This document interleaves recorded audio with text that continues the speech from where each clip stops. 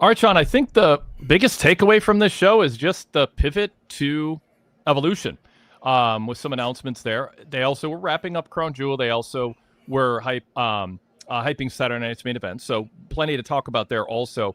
But what do you make of what we learned in terms of the Evolution lineup, the all-women show coming up in less than 2 weeks, a battle royal to determine who will be a title challenger at the Paris show, and then also a tag title match with the new women's tag champs, Roxanne Perez replacing Liv Morgan with Raquel. They told that story during the show, and so we'll have a four-way tag match with contenders from each of the other three brands, including NXT. And then finally, the biggest news, I guess, Lyra Valkyria in the main event against Rhea Ripley. Sean, what do you think of the developments in terms of Evolution and how they handled them? They seemed kind of rushed to me, or at least not much thought put into them. But the opening segment between Rhea Ripley and Io Sky just felt very arbitrary. That she was able to get permission to challenge Rhea Ripley from,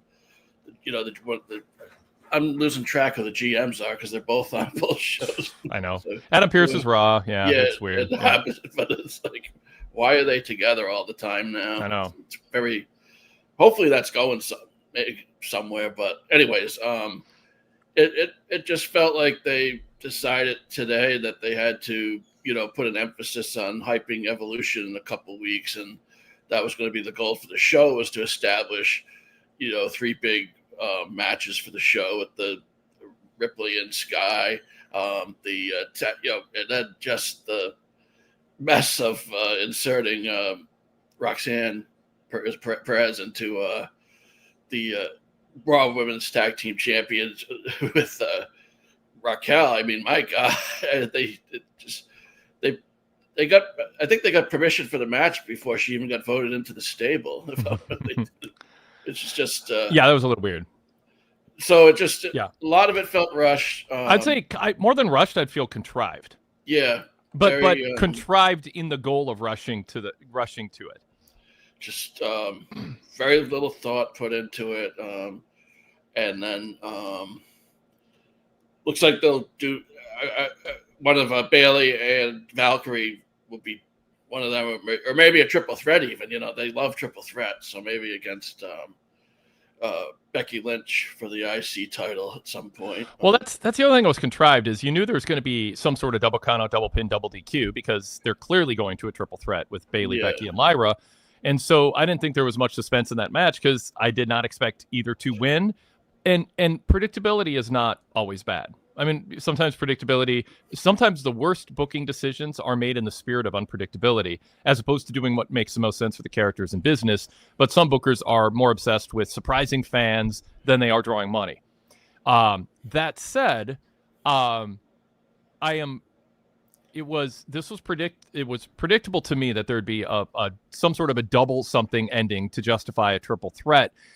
And I'm not against double pins, double countouts, double DQs on occasion when it isn't obviously the time when it's needed to drive the predictable storyline forward.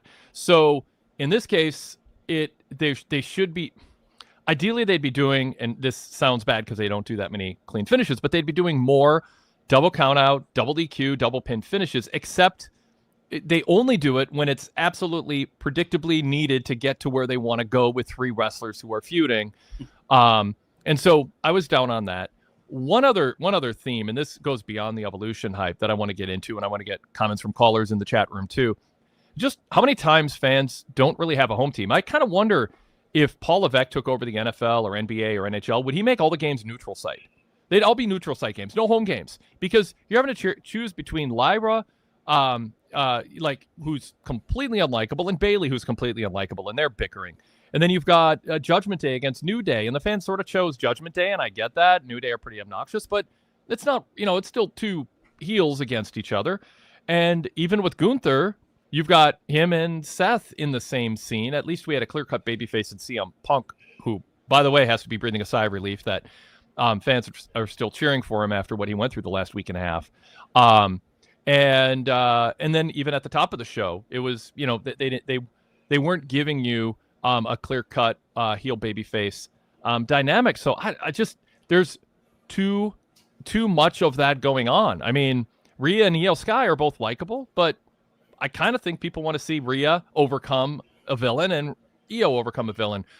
And I will say this, and I'll throw to you, Sean, on this, because you've obviously you covered Japan. I want to get your insight into how much ROH leaned on this over the years. There is room for face versus face and heel versus heel matches. They're a novelty. It should feel like a big deal. But I do believe pro wrestling is best. It's a peak fan experience, and you draw the most money when you give fans a reason not to be ambivalent or torn or conflicted, but to rally behind somebody against somebody else. And Paul Levesque seems obsessed, and I don't know if it's his worldview that there's no such thing as good and bad, or he's trying to go against the grain and make his own mark, or he's trying to make booking more complex and less simple-minded or dated. But come on, it's just it as Brock Bedingfield just said in the chat, moderation. Like, make face-face matches and heel-heel situations novel, but let's get back to the basics of having the home team and the away team and a home crowd cheering for the baby faces. And you know, we're seeing that with Evolution too, because there's going to be a mix of heel and face tag teams. At least it's a 4-way, so it'll probably be a mix. But you know, Io and Rhea, it's fans are going to have to choose. And with Becky and Bayley and Lyra, I think fans are going to be probably siding with Becky, which is not what they want, because Bayley and Lyra are going to be we're going to be so sick of hearing them bicker like immature children. Sean, your thoughts on that?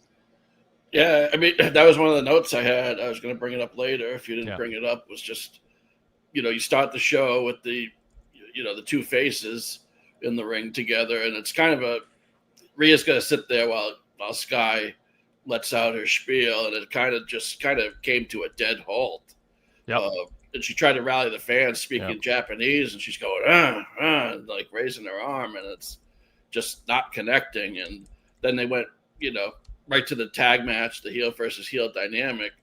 And even within that tag match they booked for Evolution, you have, Raquel doesn't even like her own partner. So you got people within factions that like nobody likes each other. And it's, and it's, The thing that I don't get, that's why I said, is it Paul Levesque's worldview? Because there are good people and bad people in the world, or there's people who do good things and bad things. There's people who cheat in NBA games on a betting line, and that's in the news right now. And so people do things that are booable, that are deserving of scorn and condemnation. And pro wrestling, traditionally, that is the core tenet of storytelling. And why would you take that away? This is not people go, oh, but what about Netflix and Shades of Grey and all that? It's like, those are intricately written shows that are much more sophisticated than the way pro wrestling is presented. And this idea that pro wrestling is going to be up for Emmy Awards, we're going to make it more sophisticated by having shades of gray. And I don't even want to use the term because it means different things to different people, but ambiguity with characters and no good and no evil, just everybody sort of arguing and bickering. Or in a more boring way, going, you're great and I'm great. Let's wrestle to see who's better. So why would you give up the thing that makes pro wrestling work? And to what ends? In pursuit of what? You want to? Is Paul Levesque trying to set course on a new era of pro wrestling? He's riding the wave of what worked with face heel dynamics, and he is going to, I think, wear out. He's going to use up the goodwill built up, and people are going to be like, well, I don't know if I want to just go to a WWE event to chant "This is awesome," or fight forever, or go through, or we want tables. That I think you're right, or sing to a song in a communal ring entrance. I think fans want to go to cheer somebody to win. Yeah. And Levesque's taking that away from people in a greater percentage than I've ever seen at this scale. Like, sure. I just felt like, by the time CM Punk came out, I felt like the show was just lacking us, like anyone for us, the people to cheer for. It's like when he came out, there was like this cathartic release from the fans. Like, finally someone we can get behind. It was an hour, almost, towards the end of the show. By the time it took, long time before we got to him coming out. And it's like this, because all the, a lot of the matches tonight, just the fans just sat there in silence. It was kind of, and at the end, Jey Uso comes out and the crowd's going nuts. When CM Punk ran out to offset Seth and Gunther, the fans went nuts. That's what people go to wrestling for, is to cheer for somebody who has been framed in a way or presented in a way that doesn't go against fans' natural proclivity to cheer for them or like them based on who they are, how cool they are. It doesn't mean they have to be bland, boring, Bob Backlund-esque baby faces. You can be a baby face based on what you're going against and what you represent that fans identify with or are rooting for. So it's not about being every babyface being pure, but it's about lines being drawn and fans having a reason to cheer for one side over the other. And they're just not doing that enough. Let's pause, Sean. Remember your thought. I want to talk a little bit about why this formula has varied outside of WWE in the past, because you've covered New Japan and Ring of Honor over the years, over the decades, and 22 years. And we will get into that a little bit, give some examples of why other companies do it, why culturally or institutionally, or their place in the industry, it's different and sometimes is called for when we are done introducing the show. This is the Wade Keller Pro Wrestling Post Show for Monday, June 30th, 2025. I'm Wade Keller, host of the show, editor, publisher, and founder of the Pro Wrestling Torch weekly newsletter and the website PWTorch.com. I am in Studio North here on the week of the 4th of July in our alternate studio here, as you'll notice. And we are here to talk about Raw, and we are here 2 hours earlier than normal. For those wondering why, Netflix doesn't care, because they're not a commercial-based. I mean, they have commercials, but they're not a ratings primetime-based company. You can watch anything on demand. Everybody watches everything on Netflix, essentially on demand. Even if they watch it live, they're still clicking a button to watch it. But mainly, WWE wanted to tape SmackDown tonight because of 4th of July falling on Friday, the Saudi trip. It's been a busy time for them. They want to give their wrestlers, but also their writers, their production crew, the 4th of July weekend off. I applaud that. And so they are in Pittsburgh right now taping SmackDown. PWTorch columnist and VIP analyst Rich Fan is there with his son watching the event. We are expecting and hoping to hear from him during the show to get some insight into the experience at Raw and what we're talking about, Sean, with the face-heel dynamic and crowd investment. And then also some notes will give us a spoiler alert on what to expect on SmackDown this Friday. The other voice, and if you're watching us on YouTube, face you see is Sean Radican, a 2-decade-plus contributor to PWTorch, a Pro Wrestling Torch columnist. Some of the best writing in wrestling are his feature columns and cover stories on some of pro wrestling's biggest happenings, especially New Japan related. He has a way to communicate authoritatively, but also in a relatable way to casual or newer New Japan fans, while also hitting all the talking points that hardcore New Japans look for with experienced analysis. But he watches everything. He started off covering SmackDown was your first report, right? Yep. Yeah. And then you covered Raw regularly. You never cover Impact regularly, right? TNA? I just watched it. Yeah, you watched it. I know you did some stuff with us on that, but I think I helped when needed. Exactly. Yeah. Like tonight. And also New Japan for years now. So Sean, welcome to the co-host chair on camera for this show. It's great to have you in our YouTube era post show here. Yeah, it's good to be here. Great to have you. So I want to let people know that they can participate in the show multiple ways. You can get involved in the chat right now. We're going to read some chat comments on what we are just talking about the face, heel dynamic and Levesque's booking. So if you're watching us live on the PWTorch YouTube channel, just search PWTorch on YouTube or youtube.com/PWTorch to join us live after Raw, Dynamite, and SmackDown. Those are the shows I host. We also have post shows after NXT every Tuesday night with Kelly Wells, Nate Lindbergh, and crew. And then also after major PLEs and pay-per-views, Wrestling Night in America, almost always hosted by either Brandon LeClaire or Greg Parks or both, as was the case with the Saturday afternoon show on Night of Champions by WWE. Afternoon, night, whatever. Night in Saudi Arabia, afternoon for us. So if you're not subscribing to our channel, please hit subscribe. If you are watching us now, please like the video, whether you're watching us live or on demand. And you are, of course, invited to leave comments below and interact with other viewers and listeners. On the podcast side of things, thank you for listening to the show. That's where we've been podcasting for over 15 years.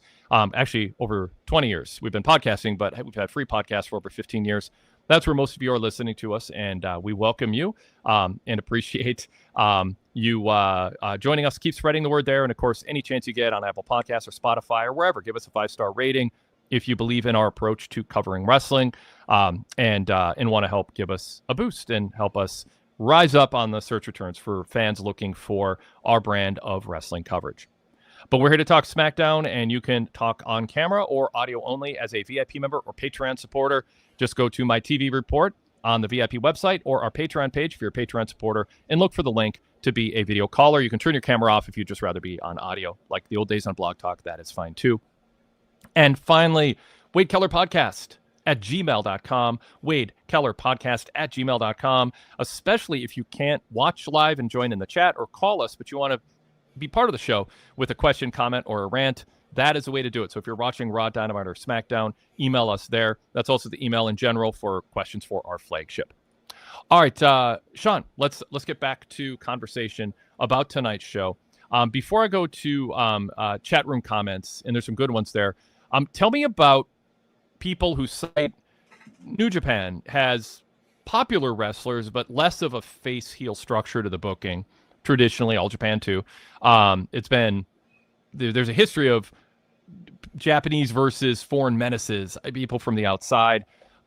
Certainly fans have favorites and they cheer some and boo some, but it's a different kind of formula.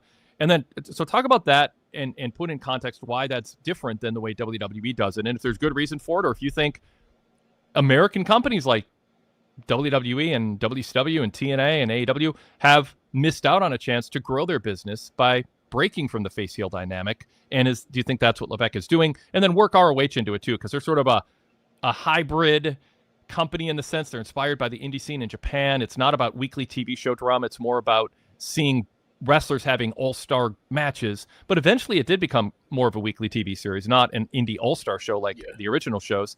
And then they did take on more heel face stuff. So kind of talk about that context too, because those are two of the beats you've covered over the decades.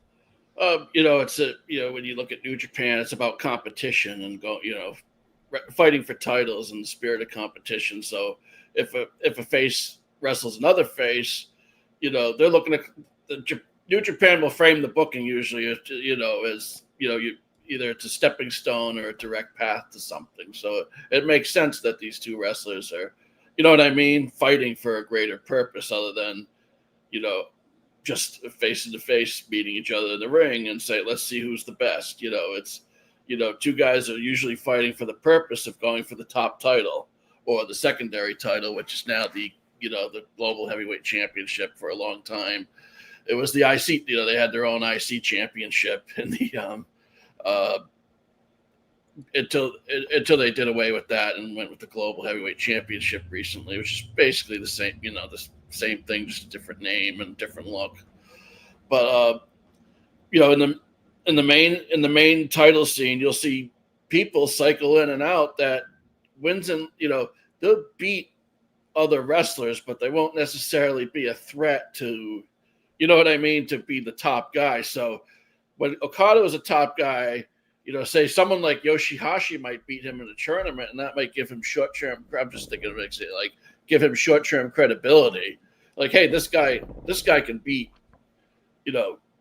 Yoshihashi or whoever it may be, one of their secondary wrestlers, could beat Okada in a tournament setting, and they'll frame it like, but he can't, like when the title's on the line, that somehow the title holder becomes more powerful, especially if it's on a bigger stage. Like you can't beat, like Okada couldn't beat Hiroshi Tanahashi, his greatest rival at Wrestle Kingdom, for the longest time, but he beat him in other places. So it's just about the spirit of competition and beating your opponent at their strongest, that in that way establishes you as, once Okada finally beat Tanahashi, he was able to take that top star mantle from him for several years before he went to AEW. And we see that in sports, Sean. There's teams that lose in the regular season, but when it's playoff time, they step up. We see in the NHL, quote, upsets all the time because some teams just kind of coast through the regular season, and then their superiority comes through when they try their hardest in the playoffs. Yeah. And that's a sports story. It's a similar idea, and it's something you don't see in the U.S. hardly. These companies are so concerned with protecting their talent that so-called protecting. And so another thing on this is New Japan doesn't have a weekly episodic TV show drawing a ton of revenue. That's based upon a male soap opera. Well, now it's male and female. It used to be called the male soap opera, but obviously they have makeup sponsors now. They've really expanded their viewership. But it's a soap opera built around settling things and fight in the ring. And that's not the stories and the characters that New Japan builds up, at least not in the same format or method. No, I mean, they have all these house shows, and you can watch those and you'll pick up bits and pieces of feuds between factions and so forth. But they tell most of their storytelling in the ring on their bigger shows. And they've also put Tanahashi, since he's taken over, has put some more meaningful matches on these Road 2 shows. So you have to at least watch one match on the show to, at least try to hook somebody in. But basically what they do is they do all their storytelling on their pay-per-view, whatever you want to call them. They're special. They're premium events. Premium events. I don't know. Yeah, vernacular. I'll get killed if I call it a PLE. Not for me. But anyways, not all WWE jargon is bad. We don't have to reflexively reject every shift in terminology that's more appropriate. Even the whole thing about titles. It's well, it's not a title is something you're sort of given. A championship is something you win. I mean, right. I think it's the stride and strictness of it that gets to people. But I didn't like Tony Schiavone calling them straps casually and calling wrestlers guys. There's something about using terminology that adds a little prestige and a little precision to the message you're sending. I don't think Vince was all bad in that respect. And PLE makes sense because you're not paying per view. It's an event that's premium and it's live. I'm fine with it. We can change with the times.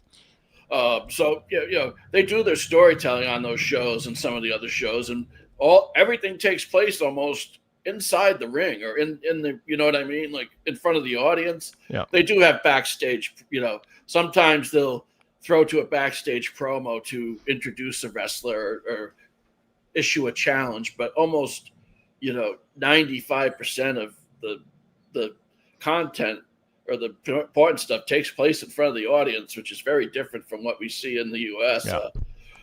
And they also have, they do some of the storytelling backstage, right after the event. Yeah, they'll go, well, these things, the big stars, they do the press conferences, the whole show, but what we see at the events is just the last, the main event fallout. So, for example, Zack Sabre Jr. walked up to Goto at the end of Dominion, the current champion at the time, and challenged him to a rubber match at Tanahashi Jam, which wasn't even televised anywhere but in Japan yesterday. So I won't spoil that, but for people that are trying to stay spoiler free and somehow find a copy of or a link to that match, but that's how they set up their last title match. They'll also do things backstage. A guy will walk up to another, one wrestler will walk up to another wrestler, and based on what happened in front of the audience, they'll challenge that wrestler to a match to see who's better or settle their feud. It's just so different than what we saw on Raw tonight, where we saw Bayley and Lyra, just yelling at each other backstage and carrying on, and then it's unbecoming.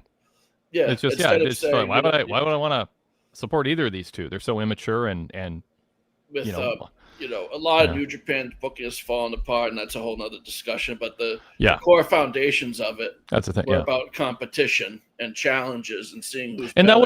that was Ring of Honor's hook, and AEW kind of said, at least in their mission statement, that was going to be more what they were. And you can build a company around that sports vibe, but if you do, you need to protect finish. You have to have cleaner finishes. You have to have wrestlers talk in a way that feels more like athletes and less like soap opera stars.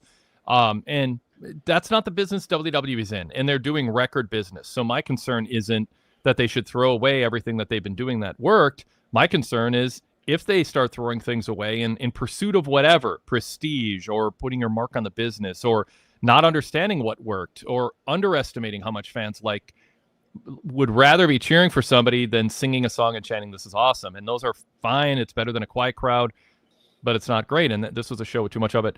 Ring of Honor, in Ring of Honor's niche was trying to be different than WWE and WCW. That was part of, and they're trying to be different than ECW. They tried to bring that sports like ECW. Yeah, it was. Yep. It's just I was going to say you wonder what the executives really think about their fans. After what you saw The Rock say to Dave LaGreca, when he was mad about Rock not, just dropping off his involvement in the Cody Rhodes Cena storyline. He's like, we'll have a couple drinks with Bubba and we'll smarten you up, and it's just so condescending. Very condescending. And And you had that too with John Cena on Stephen Colbert last week. He goes, I don't think the fans. I mean, he would say that's not what he meant, but he goes, the fans didn't really understand I was really retiring at first, which was like so beside the point and entirely not true. And I don't know what point he was trying to make, but it came across like, yeah, the fans were a little slow on the uptake. I think he's trying to be self-deprecating about the fact that he's really retiring and other wrestlers haven't. But generally speaking, when wrestlers retire, they retire. And then they come back for a comeback match, but they still are retired from full-time competition. I think that gets blown a little out of proportion. I remember calling Ric Flair once, I can't remember what year it was, and going, "Are you really done? Did you really retire?" He's like, "Yes, Wade, I'm really retired." I'm like, "Come on." He's like, "No, I'm really retired. I'm serious." And whatever, short time later, he was back wrestling and then wrestling more and more and more. And he wasn't ever, I mean, my point is wrestlers will lie to your face about whether they retired or not. But when Cena did it, it came across like he was in a different environment at Colbert in this New York City studio. And so I'm going to kind of take a little dig at the fans for being a little slow to understand I'm really retiring. Again, he would say the point is they're used to wrestlers not retiring, but too often it strikes you that it comes through that wrestlers feel about fans different, there's a patronizing approach on TV and a condescension when they're in another setting. And you got to watch out for that. I don't think he's trying to, you know what I mean? The way he acts and at all his public appearances and interviews, it's just like he's the Today Show host, and he's not. You have no idea that he was playing a heel on TV, and that's like a whole other topic. And I don't want to get into it too much here because that's it's just another thing that makes it hard for people to buy into. That's the thing. Yep, because Cena's too big. He's too well known for who he is. He has too much other stuff going on to have a believable heel run, which should have been something they thought about before they did it. Because if you're going to do a heel run, but it's wink, wink, nod, nod, this is fun. You wanted it. Now I'm giving it to you, but I'm not really serious. And I'm not. And in fact, if you watch me on Raw on Monday, you can watch me on Colbert on Tuesday, and I won't even be anything like the guy who was on Raw. It's not about being old school, new school. It's about creating an immersive experience for fans. And part of that immersive experience is not throwing up contradictions to how you feel when you watch the wrestling show, and they're doing too much of that. How did Ring of Honor pull this off, do you think, over time? And how did they change presenting it like a sport? Every wins and losses mattered. They had I forget what the ranking, but they had, a ranking system, and they had number one, you had to climb up, and they had number one contenders, I think a trophy or some kind of title. And eventually it just, like with Tony Khan trying to keep the records and everything, and he still does it a little bit. He'll flash, but sure. He tried. It's almost impossible because to really do records in wrestling, because once you get to a certain point, it's not impossible, but it's really hard because if you need to make changes or deviate in some way, in part of it, it's not so much the record; it's just the tone of how you present wrestling. Like to me, when there's a interference in a match, a heel cheats or interferes, and Michael Cole, the lead announcer, just goes, "Well, that was resourceful. That he did what he had to do to win." You completely undercut the notion that the presupposition that the reason we care about this is we get pulled into a world where people are fighting to see who's better at wrestling. And if you throw in, well, anything goes, like the stupid rules for triple threat and four-way matches, there is no sport. It's just a show of ridiculousness. And so people get disinvested. And so then what you get are crowds that are simply looking to chant, "This is awesome," as opposed to being invested emotionally in it. And they're now evaluating how excited they are instead of getting wrapped up emotionally in it. I don't want to watch a good horror movie or a good thriller and be thinking about the directing choices. I mean, I can't help it when I watch Alfred Hitchcock because he was an innovator, and it's historically significant. But I just want escapist entertainment. Let me get wrapped up in feeling part of that world. And rooting for something to happen or not happen. And WWE takes that away, and now everyone in the crowd is going, well, we get to decide when there's a table, or we get to decide when match reaches an excitement level that deserves a "This is awesome" chant. I get it's fun. I'm not saying if you do it, you're wrong. It's the wrestling company presenting a show that pulls you into chanting, "This is a good enough match to deserve a chant that I'm going to let the wrestlers know how much I appreciate him," instead of, "Oh my God, he's a cheater. I want to see this guy win." Or, "Oh my God, we're going to see this title change, and this person like Sami Zayn, who's never won a world title, is finally going to win it." That's where the emotional resonance comes from. The chat has a lot to say about this. Sean, let me throw a couple things in, and I'll let you react to them. Azan White just said, in general, this Raw felt like a good reset for heading to SummerSlam. The double pin with one ref still baffles me. Why didn't you just hold up the pin and stop counting? Actually, let's pause there for that, because it's a little off topic. But from what we're talking about, but how should a two shoulders down at the same time finish happen, and is it consistently called a certain way or not, Sean? Well, there's if the shoulder, as long as one set of shoulders down, the ref's supposed to count. So if they see two sets of shoulders down, then that's how it goes to the draw. So they should be, both sets of shoulders should be down. And I think even tonight, Michael Cole was saying Lyra's shoulders might have been up there. So it's like you undercut it. I don't know why he's undercutting the finish of the match right away. Yeah, that's weird. And Graves said, I'm against the ref doing that. And Cole's like, what's he supposed to do? And Graves like, well, just keep the match going. We have had restarts. Like, that's an AEW specialty. They've done that a handful of times. It's like Tony Khan says it's a draw, but we're going to extend the match, or that we're not going to let the match end this way. They could have done that. They break precedent sometimes with that. The problem isn't, to me, the finish. The two things I want are consistency and enough frequency that it doesn't feel contrived. And this obviously felt contrived because they're trying to book their way to a triple threat. But they don't do that finish enough. I don't know when the last time. Yeah, I couldn't say the last time I saw that in WWE was. And they shouldn't, honestly. I mean, they shouldn't do it very often. In fact, they shouldn't have done it tonight. But if you're going to do it, plan ahead enough that you do it in some sort of meaningless match 6 weeks ago. So people go, oh, that's something that happens, not just when we needed to get from point A to point B in booking. Not only do they do these things, but then they basically tell their audience that what they're watching is stupid, with the commentary about it. Yeah. And you need to have the commentary coached on how to handle this. So, like, why are you throwing it, in our face? You're doing it, and then the announcers are pointing out all the things wrong with it. So, that just doesn't make a lot of sense to me, because someone should be in their ears during the show. Totally, yeah.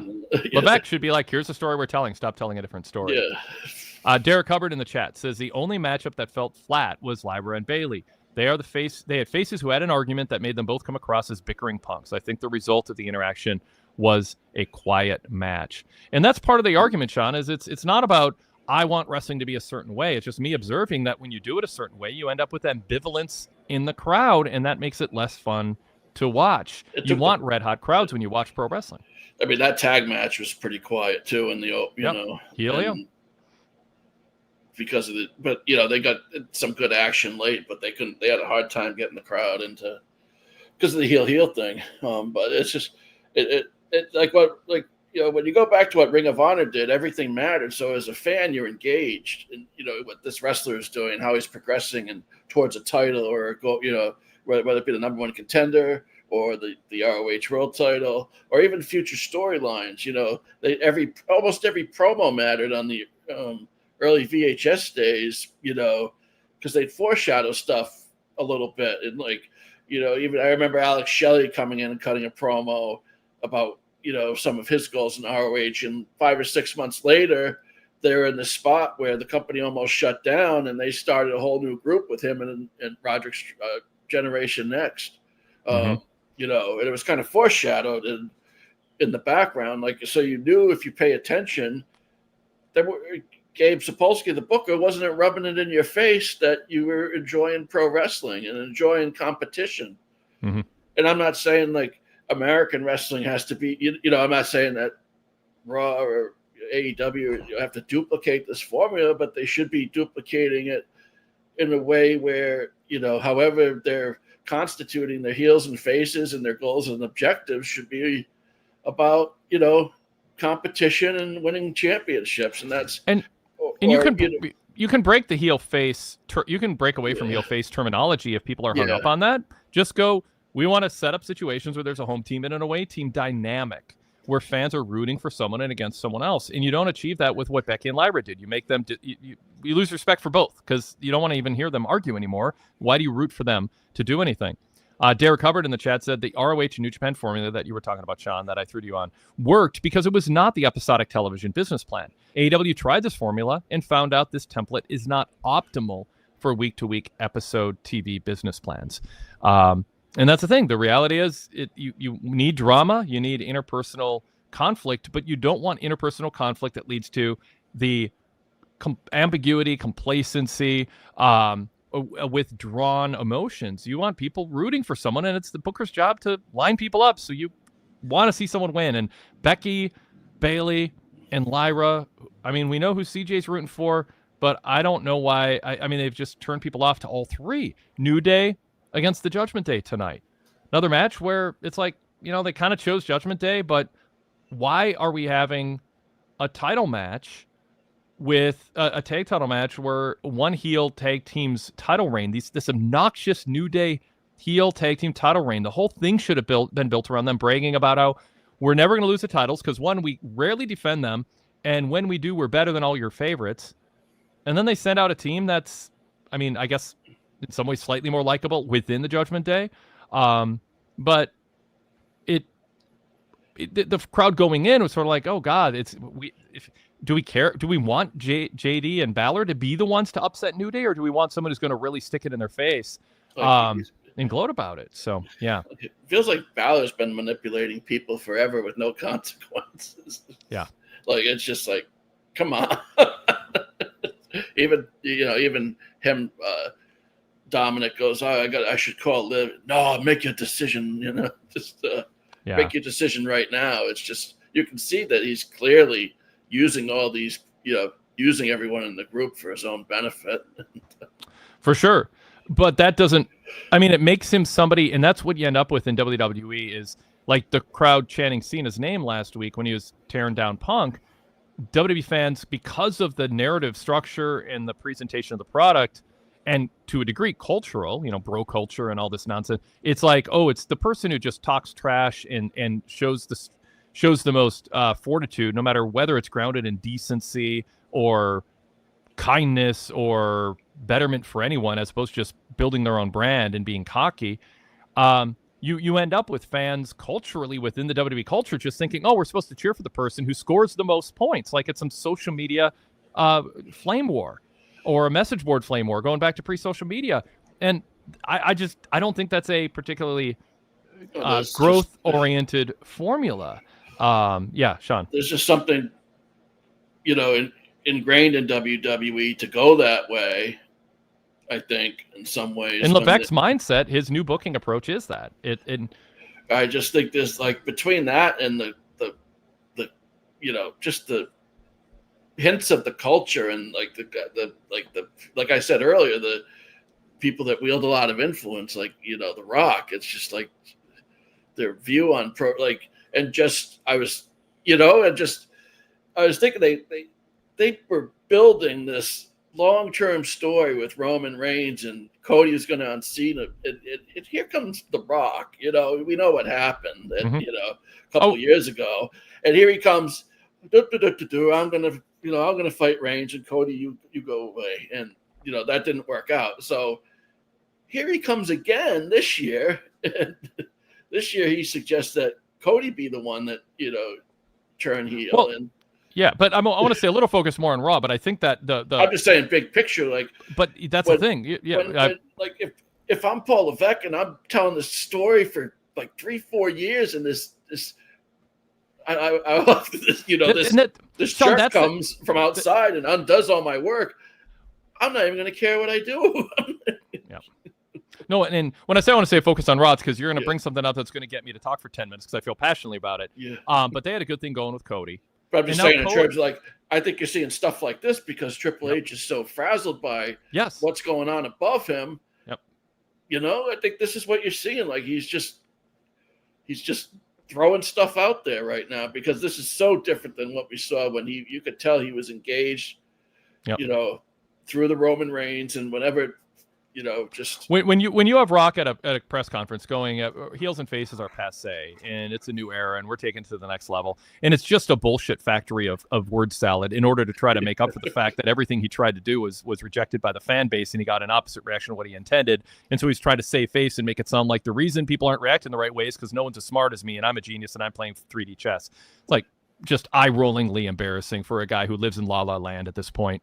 And yes, if you're Levesque, you would be frustrated by it. I'm not going to say, though, that that's an excuse for Levesque to be straying so much from the stuff that brought him to the I think even if it's not stadium shows. Even if it's not intentional, I think it's kind of like an easy thing for him to lean back on is like, here, I'm going to do some of the lazy, contrived things we've done in the past that we've gotten by on when we weren't hot, where, we just throw people out there that aren't, people that don't like each other, like, for no reason other than, like Bailey, Bailey and Lyra, they just, Lyra just, like, I'm watching and I'm thinking, Lyra just got through, like, her mentor crushing her soul at, after WrestleMania.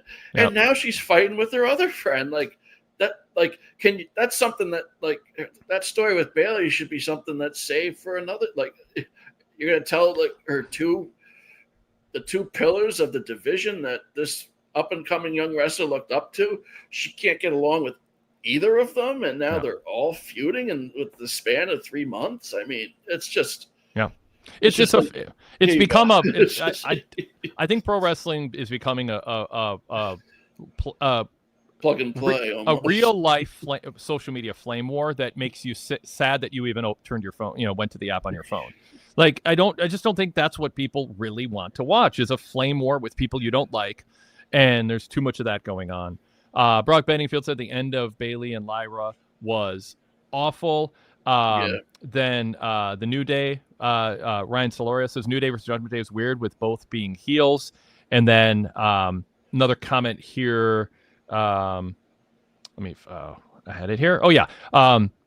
Chris SB says he booked heel versus heels, and the heels dropped their titles to heels, which is the point I'm making earlier. Like, well, that is not a satisfying end to the obnoxious, abrasive New Day title reign, to have the story not be about New Day losing the titles. The story was about Judgment Day and a drama behind the scenes afterwards. I mean, they're losing sight of the idea that if you're going to have titles, this many titles, you got to make them feel important. And the follow-up wasn't about the story arc of the New Day, and it was about inner drama with JD and Balor. And I mean, you can do both, but I don't know. They seem to put a lot of effort into the New Day's run, making them unlikable, making you want to see them. But there's, like, who's the babyface tag team challenger on the Raw roster? Like, have they even fleshed that out? No. I'm trying. And that's the thing is they're just trying to create. They get so much money from TV revenue now with Saturday Night Main Events, PLEs, and obviously the weekly TV shows.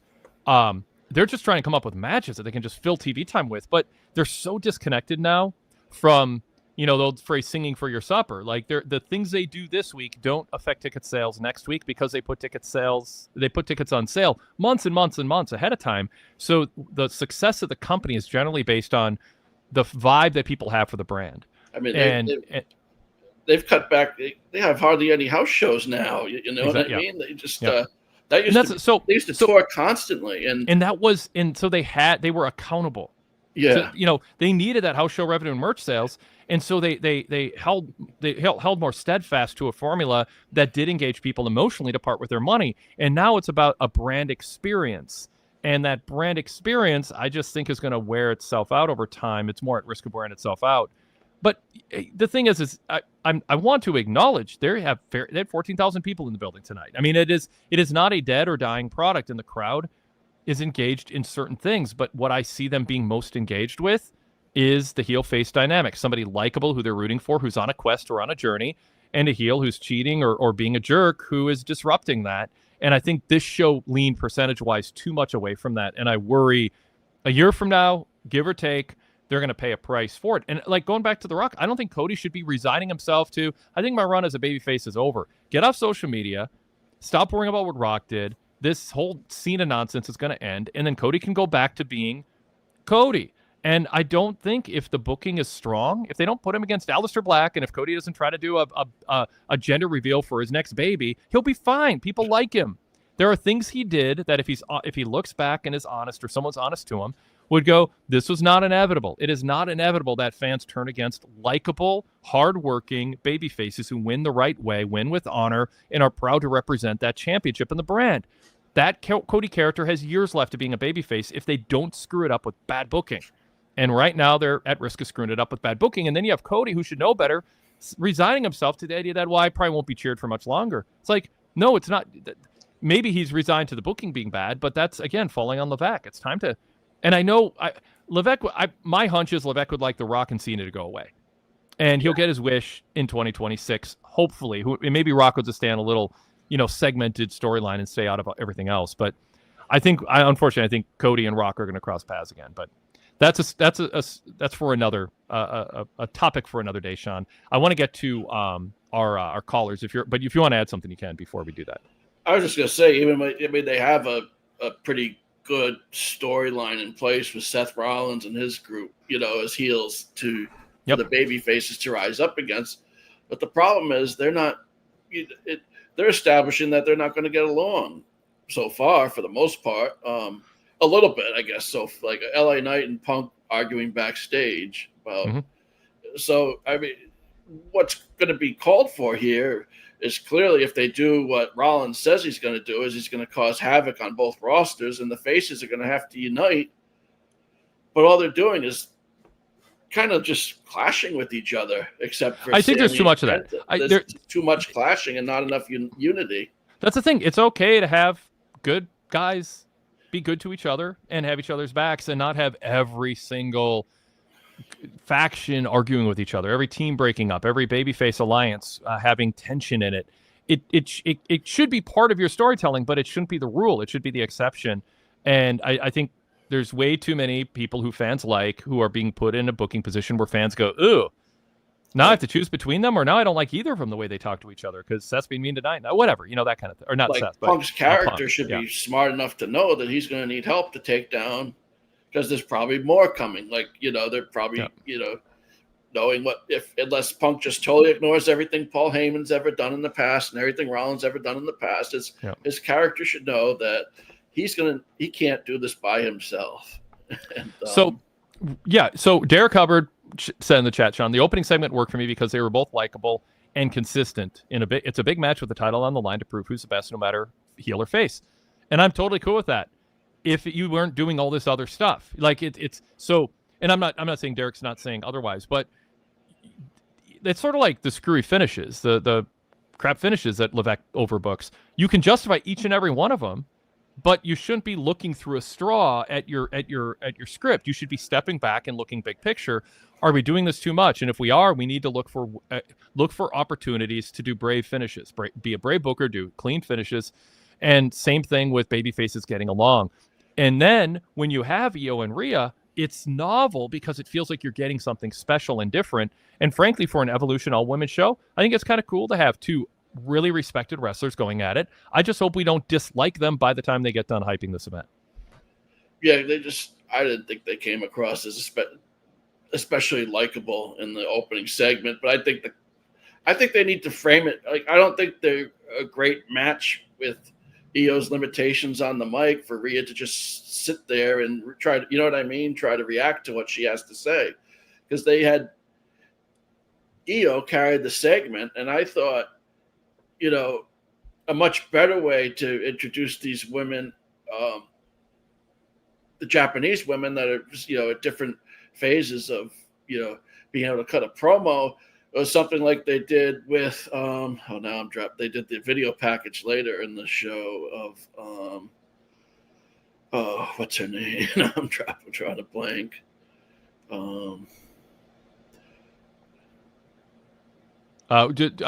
Just describe what the name. Let's not. The other Japanese woman on the show. Kairi Sane. Kairi Sane. Asuka? So, okay. Yep. Not Asuka, but Kairi Sane. I was going to say the pirate. That's okay. That's what they're calling her. Yeah. But I like that produced video package because it got across her character, who she is, and she was able to hit her stride in the promo, and it was good production, as opposed to, putting someone else out there like Io and expecting Rhea to just sit there and watch.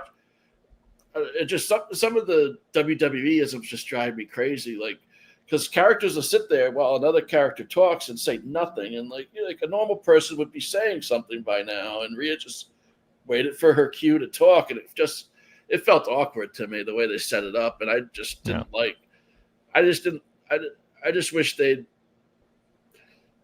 Even if Pierce had come out and said, Rhea, you won, you beat Raquel, you're going to get a shot at Evolution. At least that's the general manager. Giving her a title shot instead of Sky saying, I decided I wanted to challenge you, so I went to him, and he said that's a great idea, and it's like now I'm out here to tell you, and I think there's a problem in WWE not having any sense that there's a criteria for who gets title shots, and so if this was a one-time exception, if Adam Pearce had said, "This is a special show, this is an all-women show, we have a champion we're super proud of, and what we don't want is someone to attack her and have Io say." And that be how you get a title shot on the show. We want to give it to the person who deserves it the most in the eyes of a champion we respect so much, Io Sky. They could have done more to build it up and explain it, but it comes across as shortcut, arbitrary. We need to get the show together. So what's a different way we can get to it without an angle, especially if it's pitting two of our top stars against each other? Just say it's a special show. It's Evolution. It's an all-women show. Io Sky wants to be Adam Pearce explained it. I wanted the wrestler who she respected the most, or who she'd feel it gave a boost to her legacy the most to win. Kind of like Gunther was saying, I want to wrestle at WrestleMania and beat someone who will build my legacy, and beating Jay again isn't going to build up my legacy. Sometimes you want wrestlers to care about the legacy, but just tell that story better so it doesn't come across as just a lame shortcut. Yeah, even just doing it in the ring with him and have just have some sort of ceremonial way of doing it where he announces it, calls them out, and makes the match official, and says, we're having Evolution, this women's pay-per-view. I want the two best women on, I want you to take on the best we have, and on Raw, the best we have is Rhea Ripley. And and they could have said last week, Adam Pearce says, Io, I bet you're wondering who you're going to defend against at Evolution. Well, you know what? Normally I make that decision. This show's special. I want you to make the decision. I will approve it. It's got to be somebody who's qualified. It's got to be a top contender. And then Io could explain in the ring, and then Rhea comes out, and they have a moment. It was the execution and the rush nature of it, and then the fact that it doesn't feel like an exception. It feels like the typical, we'll make it up as we go along. A battle royal, a gauntlet match. It just feels arbitrary. Coming up with different ways to do this 52 weeks a year is incredibly hard. Because like we talked about New Japan, ROH earlier, they don't have to do that. So that, in New Japan, you hardly ever see triple threats or four ways because they're able to just do it with their big shows. They're able to get their booking, and, you hardly ever see a triple threat or a four way. It's just all done naturally in a way that's logical and makes sense. And not that I'm not excusing it, but I'm saying if you have to come up with, with how frequent they're running these specials now and everything, and promoting Saturday Night's Main Event and Evolution, and then they're going to Paris right after. They have two shows at the beginning of August, and they go right to Paris at the end of the month, and then Sean, I'm sympathetic to this. I'm not excusing it. You don't want to excuse it when there's clearly better ways to go about it. I'm saying it's just you really have to put the time in, and be open to ideas within. I mean, I do feel sometimes the show is just, let's just get this thing written, and they're not questioning, what they're doing. All right, let's bring Sean Plitchta from Tennessee into the conversation. Sean, welcome. Good to see you. Good to hear from you. What is on your mind about tonight's Raw? Well, I just want to say, Sean, I know it's hard now with Sean again. It's like, oh, gosh. And, Sean, I'm glad your back is better. You're able to be on video, man. It's good to see you. Good to talk to you. Thanks. What you guys were talking about with Rhea Io, that's where I was kind of leading to was, with me, it's like, I said on Greg's show on this weekend that I wanted Rhea to go back to Io because I think it's a cool match. And they have a story in the sense of they've talked about it before. Rhea has never beaten Io before in a one-on-one match. And you could build to Rhea going back up to that match. But like you were saying, they go to it too fast. And it's just like, and now then you have the dilemma of who's going to win. Because Io, to me, they've done nothing with her since she won the title. They've done nothing, and if you just have her lose, it just makes her feel like that was a waste of time. It'll be a double pin draw. Oh gosh, don't even give him any ideas. And then you have Rhea, who can't really lose. I mean, I just don't think Rhea losing is the right way to go. So it's almost like you're like, so I don't know where they go. Like, where do you think they go in the match? I felt like she sure won at WrestleMania. Yeah, Rhea. I think you do a clean finish with one or the other winning, and you live with the consequences, and then you book going forward in a way where losing clean on a big show doesn't define you down in any damaging way. It's a setback.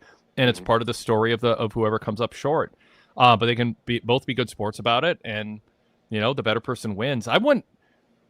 Sean, I'm worried, Sean, that your consternation is what, and not for you, but for Paul Levesque, what leads to all the screwy finishes. The consternation, the stress of, oh my God, we booked this match, but now we can't do a finish. It's going to hurt both of them. So let's make sure a third person interferes so nobody gains anything, but nobody loses anything. And the stress is on nobody losing anything instead of somebody gaining something. I'm like, either will be fine. They'll be fine. I understand it's not, when you book this match, you should own the consequences that someone is going to beat the other person clean, and it is going to be a setback. It's going to take away some validation that Io Sky has earned, or it's going to be a setback for Rhea that's going to make people doubt whether she's really the centerpiece star. That's what makes this match compelling. But if you train your audience, condition your audience to think there won't be an outcome that matters, people aren't going to be invested in what is stressing you out, Sean. What is stressing you out is the selling point to the match in a way, little meta, but it's a selling point to the match. I can't imagine either losing, and it's going to suck. That's how fans feel about NFC Championship games in the NFL. These two teams both deserve to go to the Super Bowl. It's going to suck when one of them loses. That's sports. Embrace it. That's the edge of your seat drama. Don't avoid it by doing crappy finishes. Exactly. No, and that's what I'm worried about too. See, after seeing all this happen, I was in my mind. I was like, well, I would have liked to, like you said on the round table, was have Asuka beat Jade. Even though I know what you're saying, I mean, they have something in Jade. I like Jade more than some, but I understand the downfalls in her right now. I almost thought, well, have Asuka win, have Asuka beat Io, because with Io, you had the dumb storyline to build up to her winning the title, which didn't feel like as big of a deal as it could have, and then you've done nothing with her since she won, so it just feels like, okay, she wins the title. I mean, she beats Rhea, which is big for her, but if they're not going to build to her doing anything, then why have her beat Rhea? It's not going to help her to beat Rhea. Yep. So just have Rhea win and just move on, like you said. I mean, I would rather them do that because Rhea's a big star, and there's something. And with leading into the, and I'm excited to hear CJ because I want to hear you try to argue the Bailey stuff because I'm with you guys. They look like idiots the whole time. I mean, they've just been arguing back and forth, and you have Becky, who you're trying to build the Intercontinental title up, and you could have two good, likable people going up against them, and then they just argue and bicker, and then we have the dumb finish. It's like, why? We just saw that with the triple threat 3 months ago. Why are we doing that with this? I mean, didn't you learn your lesson? That's why I'm spending so much time on it on the show. It was the theme that I took from the show. I mean, yes, CM Punk got cheered. That's big, and Evolution developments, and Gunther's promo, and Money in the Bank Seth tease, and tag team title change. But the theme here is there's something going on with the booking that's it's either thoughtless or ill-advised and needless, but I think it's undercutting the product. The chat says, CJ says Io should win. Brock Benningfield says Io should win. She needs it more. Ryan Solari, Sean, hold. Ryan says Rhea can take the loss. She's proved that by losing at Mania. But Goodfella says if Rhea versus Io is the main event, I think Rhea will win. Mark Biscotti says if you put Rhea and Sky together, you're playing with Ripley's aura. They shouldn't be putting roadblocks to Rhea being the centerpiece star of the whole company. Sean, I throw to you. Well, that's what I'm saying. Like if they had a plan for Io, which they haven't done, they've done nothing since she won the title, and all of a sudden they beat Rhea, who's the biggest star, and then they just do the stuff they're doing now, which is what they're going to do. Because I haven't seen any proof that they're going to build Io up in any big way. I like Io. But she has limitations on the mic, which we've seen. They script her too much when she's doing the promos. And if she's going to be her own person and be able to speak the English she can and build to something there, it's fine. But they've shown no reason for me to think they're going to do that. And I just put your big star over at that point. I just don't see any other reason to do it. Sean Radican. I was just going to, they actually, I don't know if you guys saw, I was talking to Wade during the show a little bit about what he's seeing because my feed, they just stay with the action the whole. I don't know how I got it, but my Netflix feed, I see like you got goaded into the commercial-free upcharge, or your own company gave you a good deal. I don't know. Yeah, who knows? We don't know. It's the opposite of what I had with it's sorcery. But anyways, one of the things they showed during one commercial break was Stephanie Vaquer cutting a promo, and I thought this was a good place for her to cut a promo because I just saw. She did an interview talking about how she's still learning the English language. So she was with Saxton up in the crowd, and she said that she did pretty good, and it was I'm glad they're giving her the opportunity to speak on her own. And she said, she wants to be in the Battle Royal at Evolution, and she said if she wins, she's going to challenge either Io Sky, Io Sky, or Rhea Ripley. One person. But yeah, she's going to challenge the winner of this Sky and Ripley. So I thought that was an interesting thing that they threw in there, that not everyone, usually most of the stuff that's in there is pretty skippable, but they did put Valkyrie in there. Go ahead, Sean. And that to me is stupid. Like, that's dumb to me. I'm tired of WWE doing that, where they're like, let's have a battle royal, and in some random battle royal, let's have Valkyrie win. That's not the way to make Valkyrie a challenger, by winning a battle royal. It's stupid. Valkyrie is too daggum talented to just beat a bunch of random people who most of them don't mean anything, and just to get a title shot. It's crazy. I mean, I don't know what they think when they do these things. I mean, that's not the logic to give a title shot. It goes to what Radican was saying about the fact that they have all these shows to put, they have too many shows to keep track of. Well, they're making a lot of money off of it, and I'm not saying an excuse. I'm saying it's a reason. I think the reason they do it this way is they're just trying to get through the week. They're just trying to get through the month, and they have so many boxes they're checking, and it's their Senate's main event. Okay, that's a certain level of match, but we can't undercut SummerSlam being a prestigious event. We're serving Saudi Arabia with our couple events a year there. Plus, we got to make SmackDown feel like, when we're heavily hyping a PLE the next day, that we're not shortchanging them. So we need to give them a women's championship match in the main event, which is a good policy. But what you need is the team of writers in Lebec to make sure that they're not doing, a battle royal to win to earn a title shot. If it feels, and again, they've established the Royal Rumble, and I will grandfather that in as a really stupid but effective way to determine who headlines WrestleMania, because it's such a driver of conversation and drama. But it makes no sense for what Sean from Tennessee is saying, our caller. Winning a battle royal has nothing to do with the skill. That's like having a slam dunk competition decide who wins a Stanley Cup. It's like they're so not related skill sets to lasting in the ring and not being thrown over the top rope versus damaging one opponent one-on-one in order to score a 3-counter submission. They're unrelated, but it's pro wrestling. And there's going to be some latitude when it comes to that kind of thing. But you have to limit it to things that are really effective concepts that you make a lot of money from, like the Royal Rumble. But otherwise, stay away from it. Tony Khan does the same thing. This isn't a, pro AEW, anti-WWE type thing. There's everybody, so many bookers are guilty of shortcuts instead of telling longer stories to determine who champions are. It's hard to do. Like, it is hard. I'm sympathetic to the challenge. It's just the evaluation of the end product right now is, no matter how hard it is, they're coming up short. It feels like there's a bunch of hack last-second shortcuts that don't really make people feel like wins and losses matter. It's just about a gimmick match that a GM arbitrarily throws out there. Sean Radican? Like the sports analogy again, teams lose all the time. The best team loses. The second, all these teams lose all the time, and even that's why they have 7-game series. Like one, they'll beat each other, and it's whoever wins that last match. And at WWE, at AEW, and really any company, ideally, should get to the place where if you lose, you dust yourself off and you come back and fight another day down the line. It's not instead of all these finishes that just turn off your fans. Trust your fans, Sean, to know that if someone loses, they're not a loser. They just lost. It's like if you're a celebrity and you get criticized, that person criticizing you isn't a hater. They're just somebody evaluating you as a public figure who expects attention to be given to you by the public and sometimes money, and it's okay to have an opinion about you. Don't frame every criticism that comes your way as coming from a hater. You don't have to hate someone to not think they're perfect and to comment on their public work when they want to be an adored, rich, profitable celebrity. So, keep it in perspective what's going on here. Durrell says in the chat, Durrell Freeman, they really need to start doing what they where they let a person who is considered big lose in a fair and clean match, but they don't lose much. It's just part of the journey in moving forward to tell a story.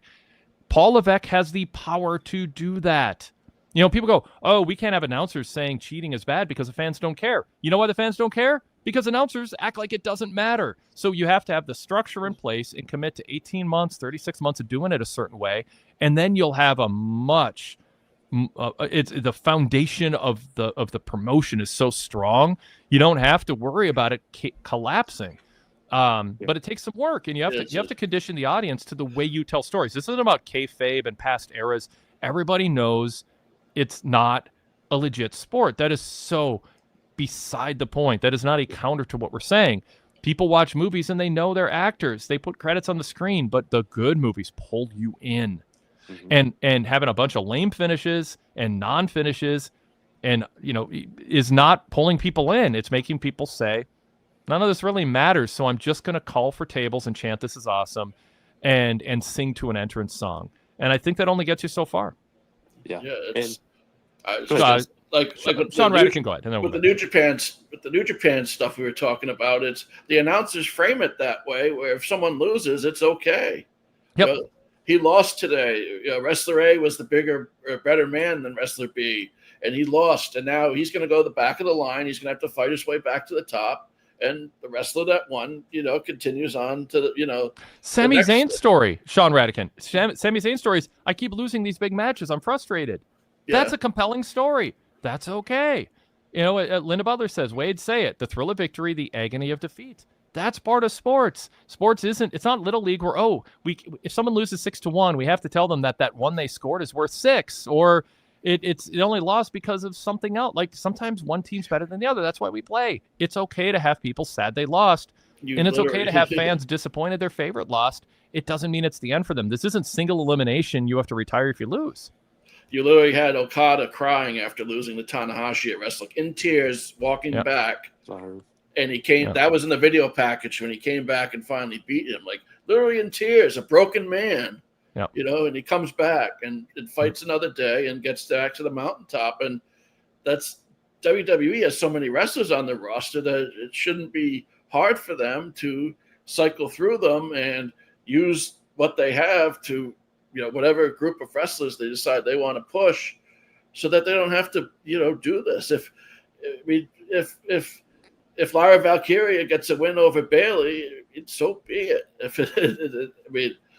Might be too much too soon for her, but it's better than a double pin, and then you get a triple threat. It's so arbitrary. It's like, all right. I want to keep moving because we've got Rich Fan joining us soon from attending the show.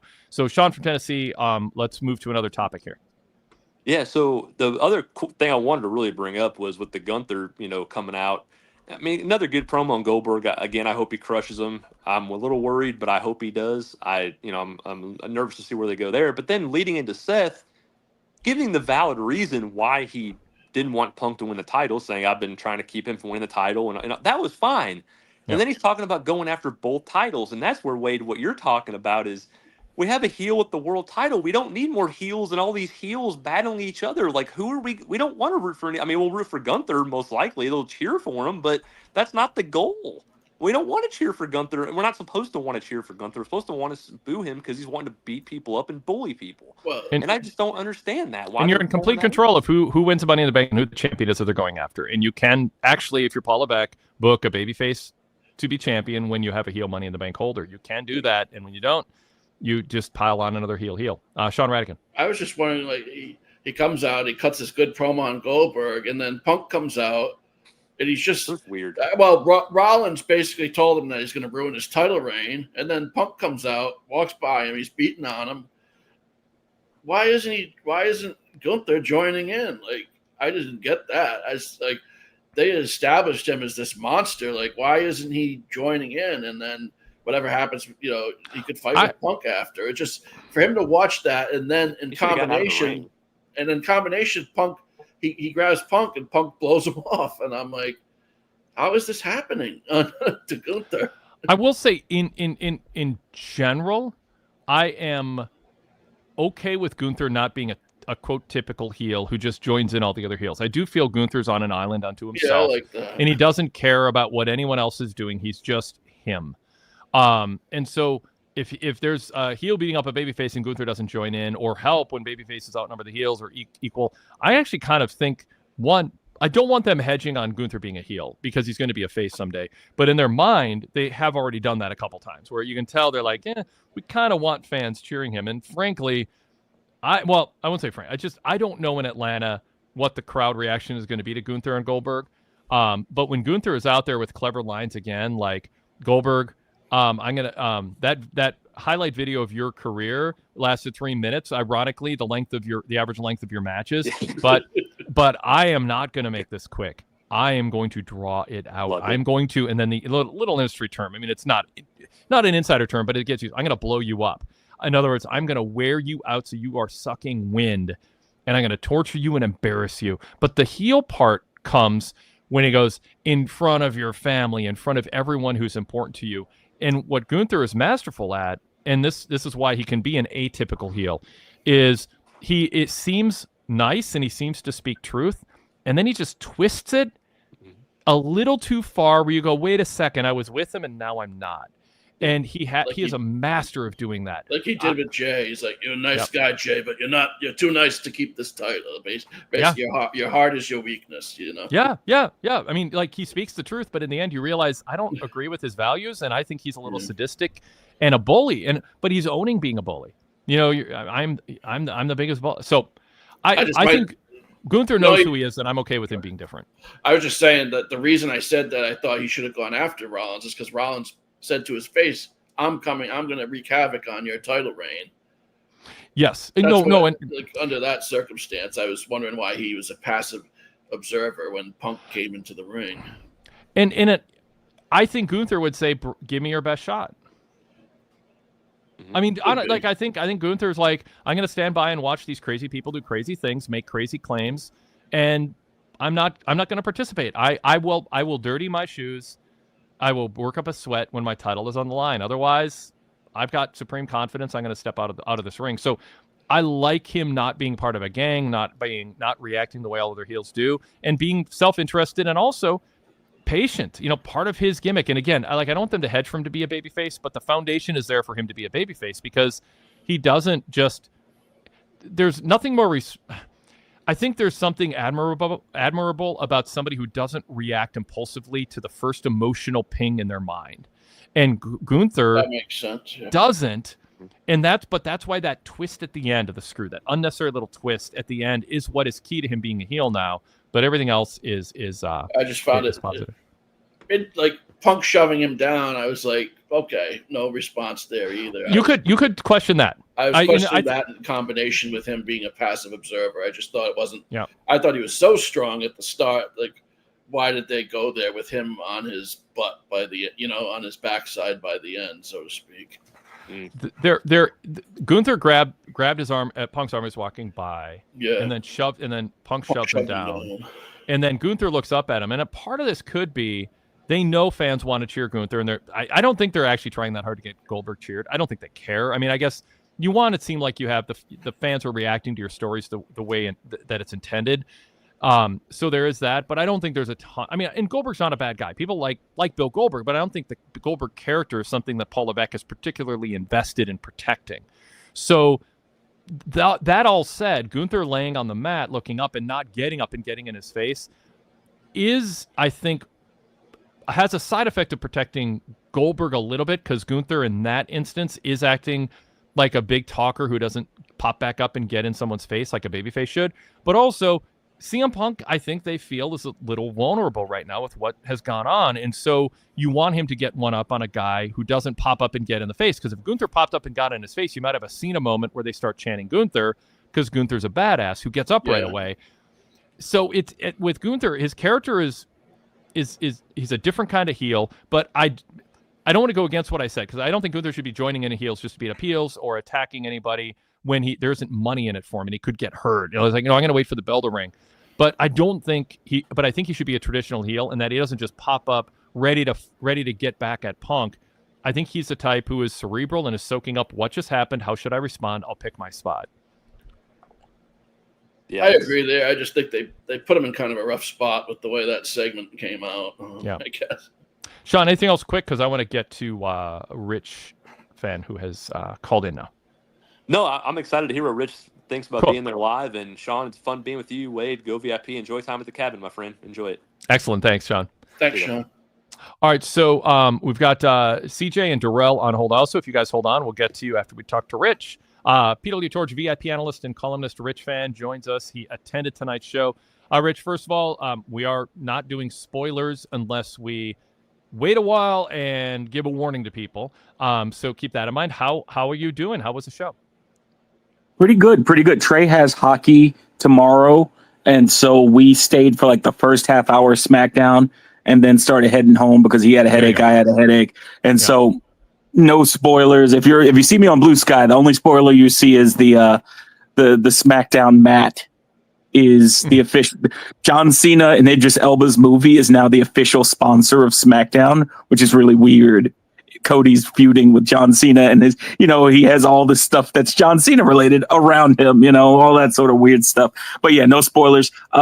Raw was good. Trey will be in a minute. He just had to put some stuff down and show his mother all of the John Cena shirts he purchased since it was the last time to see him. Why wouldn't you want to spend $80 on Yeah. Rich, I haven't talked a lot about a couple things on this show because I wanted to wait to talk to you about it because I knew we'd get to it. Tell me about let's start with the reaction to CM Punk tonight. What did it tell you after the conversations we've had over the last week and a half about Punk, everything that happened in Saudi Arabia, the Cena promo, Punk in his Thugonomics thing? Did this feel like in any way a different reaction to Punk? Was he damaged? Was the crowd more reserved? Were they more into him? What did you observe? This is his first post-Saudi Arabia, post-Thugonomics appearance in the United States. No, they were pro CM Punk. They were chanting for him before he came out. Anytime someone made an allusion to him in the show, they were ready to go with it. And then when he showed up, they exploded. I think the loudest pops were his, Jey Uso, and I want to someone else who I will not say because I do not want to spoil things for SmackDown. Yep. Did that surprise you, Rich? Or do you think WWE and Punk are breathing a sigh of relief that, like, my thought is what happens on your TV show should affect fan response, and when it doesn't, even if it's a better ending than you feared, it is sort of revealing that the crowd doesn't really care. Like what a wrestler says about another wrestler, how a wrestler acts, or what they do. You have the sort of this overriding brand and character loyalty where stuff that happens on TV doesn't really affect it. And I think in some ways that's bad. But it's also in short run, in this instance, a relief. Those are sort of some of my thoughts. How about you, Rich? I would say for me, the biggest takeaway I took, and I'm kicking myself I didn't say it on Saturday, is as we were talking about on the roundtable, the idea of like sometimes fans can see things and then down the road, the company itself needs to kind of course correct. Really with Punk, I think it's the opposite. I think there are a lot of us covering wrestling and a lot of folks that are sickos or super fans in either company or any wrestling in general that are very hyper vigilant with the CM Punk stuff. But when I went to PPG, traditionally a dead arena, they lost their minds when they saw him. When I saw him in the street, like when I looked at the merch, I learned this from Brad and Britt from years and years ago. When Trey and I went to go look at the merch, he had the second most behind. It was Cena, of course, with like 57 million shirts. Cody has entered the game because I could tell he's the top face because he has, you insert town here, Nightmare. So for Pittsburgh, they called it the Yinzer Nightmare, which to me, a Yinzer Nightmare is probably the Browns up 10 with 3 seconds left in a game, but that is not a conversation for today. But yeah, I think he has earned his applause. And even with this absolutely no good, very bad, dirt worst weekend, he hasn't killed his brand in any way noticeable. In fact, I was talking to a friend of mine yesterday. This is an everything preview, I guess. Yesterday, I had to do some stuff around downtown near my job. And I didn't see him on Instagram. I saw him as the protests went by when they were protesting for LGBTQ rights here in Pittsburgh. And so it's not something where it was like, oh, this guy's like got an entourage around. He was just a dude talking to people, being cool, like because where their hotel is based on where they were protesting. It would be very hard for him to get there unless he knew what was going on. Interesting. Mhm. Sean, Radican, you are on with Rich Van here. Do you want to ask Rich a question about his experience tonight? And I also have Trey here as well. Trey, hey Trey. Hello. Rich's What's up, son, Trey?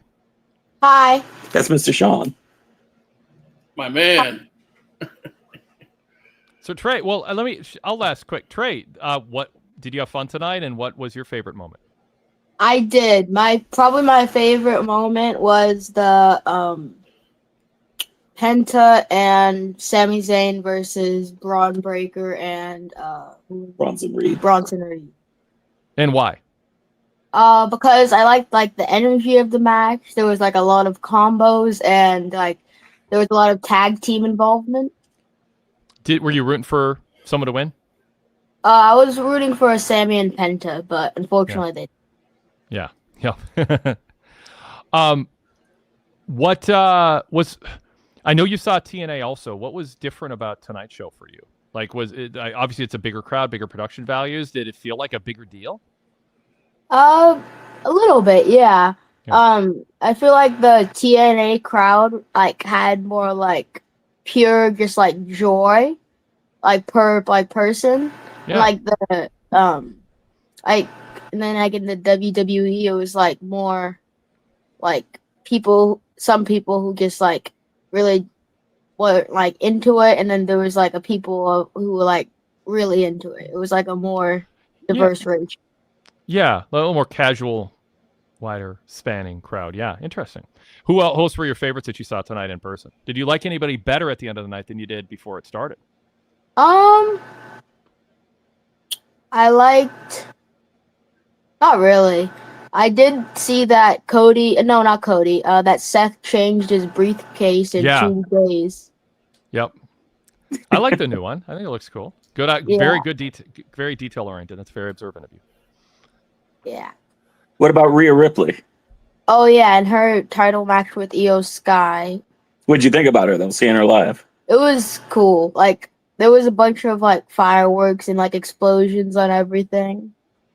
What did you think about her versus Killer Kelly when you saw her in that chain match at TNA? Who? Remember that was the lady you said should like grab the other lady by the throat with the dog cane? Right. Yeah. That was yeah, so my thoughts on that were like they should have like more chained like connected matches in WWE. That'd be cool. Did you were you rooting for New Day or the Judgment Day, JD and Finn Balor? And why? Because I don't like the New Day because of like their recent actions, especially with the Big E. Yeah. Cool. Do you like Sheamus and Rusev just pummeling each other for 20 minutes? Yeah, that was good. Who do you want to win there? I wanted Sheamus to win. Yeah, cool. I also like when LA Knight attacked Seth Rollins. Yeah, a lot happened. Yep. Yeah, cool. Sean, do you have a question for Trey or Rich about tonight's taping? Or I was just going to kind of ask you guys, piggybacking off, that Punk, throwback promo on Friday, and do you think that was enough of a get back, and that translated over to tonight? I think so. I mean, it might have like not like helped him since he still lost at Night of Champions, but it still gives him like a little bit of like self-confidence. His someone told me his T-shirt broke the shop site for a couple minutes the other night. They put it up on sale right after, so I know. I mean, I was kind of mixed if it was enough of a get back, but it seems like things are working out for him after a dismal SmackDown a couple weeks ago. Yeah. It looks like and here in Pittsburgh when we looked, because at the end Trey was looking, he's a hat collector, so he wore an AJ Styles hat, he's got the Hardy hat, he was trying to get a Cena hat, and Cena's hats and anything above medium sold out. Almost everything CM Punk sold out except for knit caps because it's almost a July. So how many people are going to be buying? Um, Oh, and the what is it? The John Cena. no, it was the CM Punk, like his. Oh yeah. I forgot they were selling those. They sold out of the CM Punk wrist tape with the like 3 X's on them. People could buy those as well. So commercialization, go fig. I'm surprised I haven't seen that yet. Is that new? I think it is. I gotten a picture of it. That's my bad. No, the way they capitalize on their merch, I'm surprised they haven't done that already. Rich, one of the themes early in the show was the observation that we had a lot of face and heel dynamics on Raw.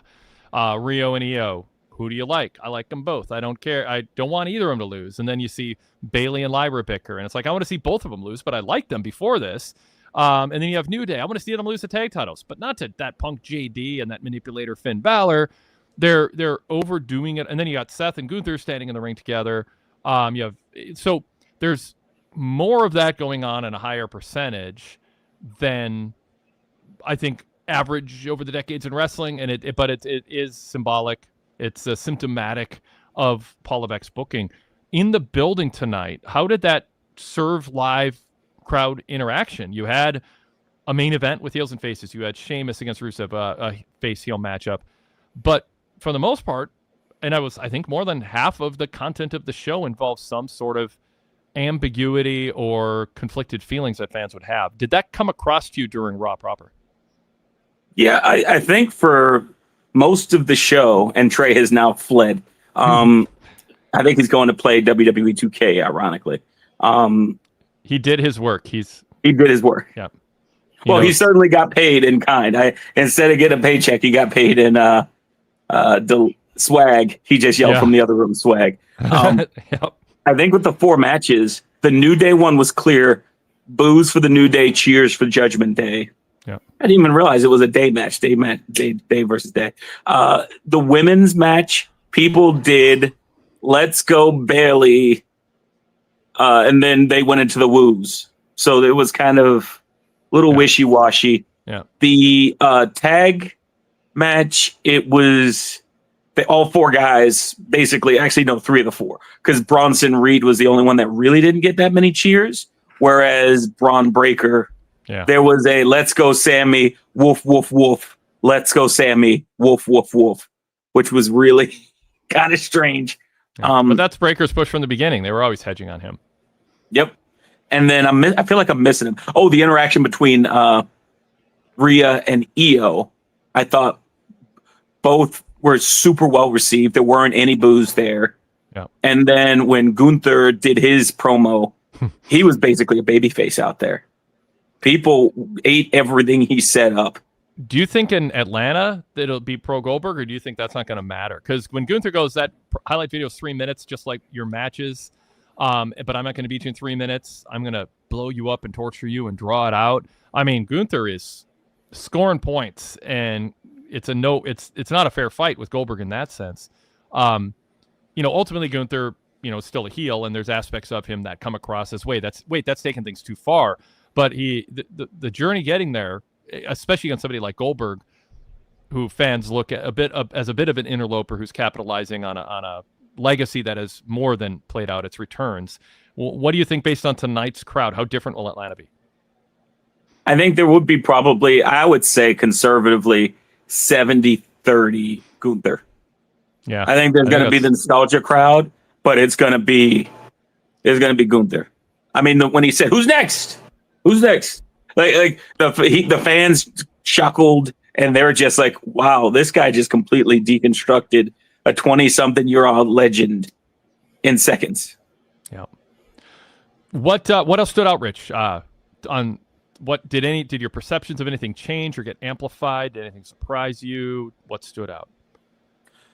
I would say looking at the house, I took some pictures and video. It was. I don't know if clearly I wasn't able to hear, but I don't know what they announced the attendance. It was very full. Yeah, about 14,000. WrestleTix said it was pretty close to. It's for all intents and purposes a sellout. It was like a smattering. The way the staging was set up, there was limited seats, but it would have been very poor visual in terms of you sitting behind there. I thought that Penta people, I mean, as much as I enjoyed him in Lucha Underground, as much as I enjoyed him in the Indies, AEW, Impact, he is built for the WWE. He shows up, and I was in dead center, so we were dead center of the ring. Everything to the right of me was a cacophony of noise, screaming Penta that were kids. To the left of me were people screaming Penta, and it was the adults. And it was just like absurd, the energy. Yeah. Like one kid was behind Trey, and he kept asking his mom, he's like, when's Penta going to show up? When's Penta going to show up? And then when he showed up, he's like losing his mind with the little rainbow. He is basically a walking kids amusement park. Like he comes out, there's Trey asked me, is that real fire? I was like, yeah, that's real fire. There's fire everywhere. There's a rainbow wheel of sparklers. He comes stepping out, tapping people's hands. It was just really, really just amazing to see in person. He has a license to print money. And Bailey, I'd say Bailey, and then there was someone else. Really, when the cameras were off, I wanted to give them a lot of credit. I don't know if they showed it, but there was a young man.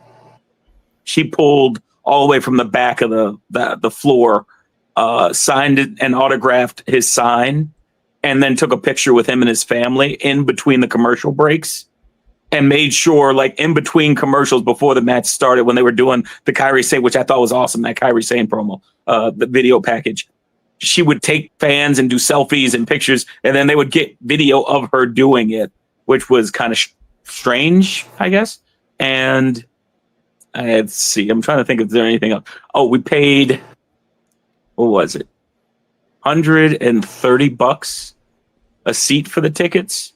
And we were in front row of the upper level, second row back, or aisle second row back. And so I thought those were really good seats, especially compared to how people were reselling them.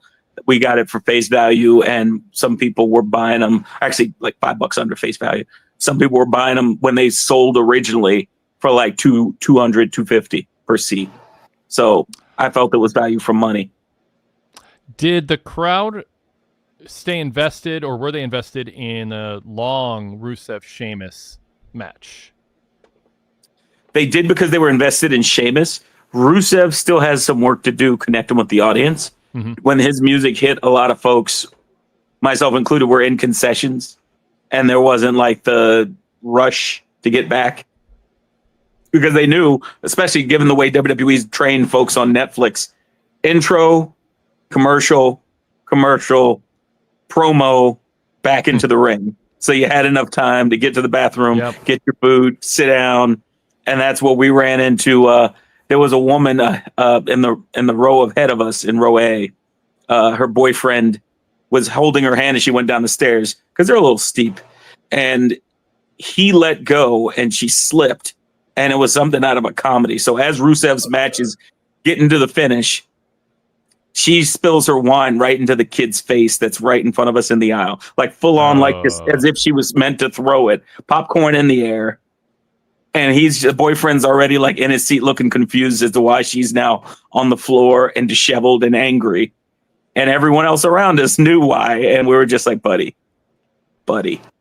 But to turn that story around, before we left, that same gentleman and his girlfriend went and got the young person who got hit with the wine flute, a Jey Uso t-shirt, and he was able to yeet his way to victory. What's more expensive, the wine or the shirt? I think the shirt by a hair. Holy cow. I think the wine was $18 and the shirt was $40. Yeah, they're really getting you for the shirts at those events now. Yeah. Did Bailey and Lyra, the finish, work with fans? Were they confused? What was the reaction to that? It worked with this fan, because we just talked about it on Saturday in terms of the John Cena CM Punk. I was like, am I about to see a double pin live? This is like a double rainbow. Like I almost had tears in my eyes. I was able to see this beautiful thing happen. Most folks didn't get it until they saw the replay, and then they were kind of like awe and scream. It was a small cadre of people chanting 5 more minutes, but it didn't quite get to the level, I'm sure, where you could hear it on TV. Okay. Yeah.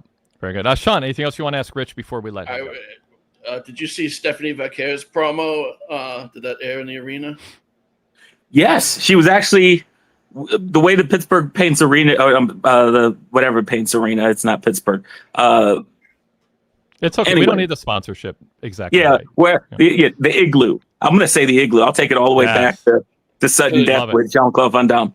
The way the building's set up, we have the lip here, and then below you, the only thing is luxury boxes, and that's where she filmed. So she was like, we were up and to the right of her.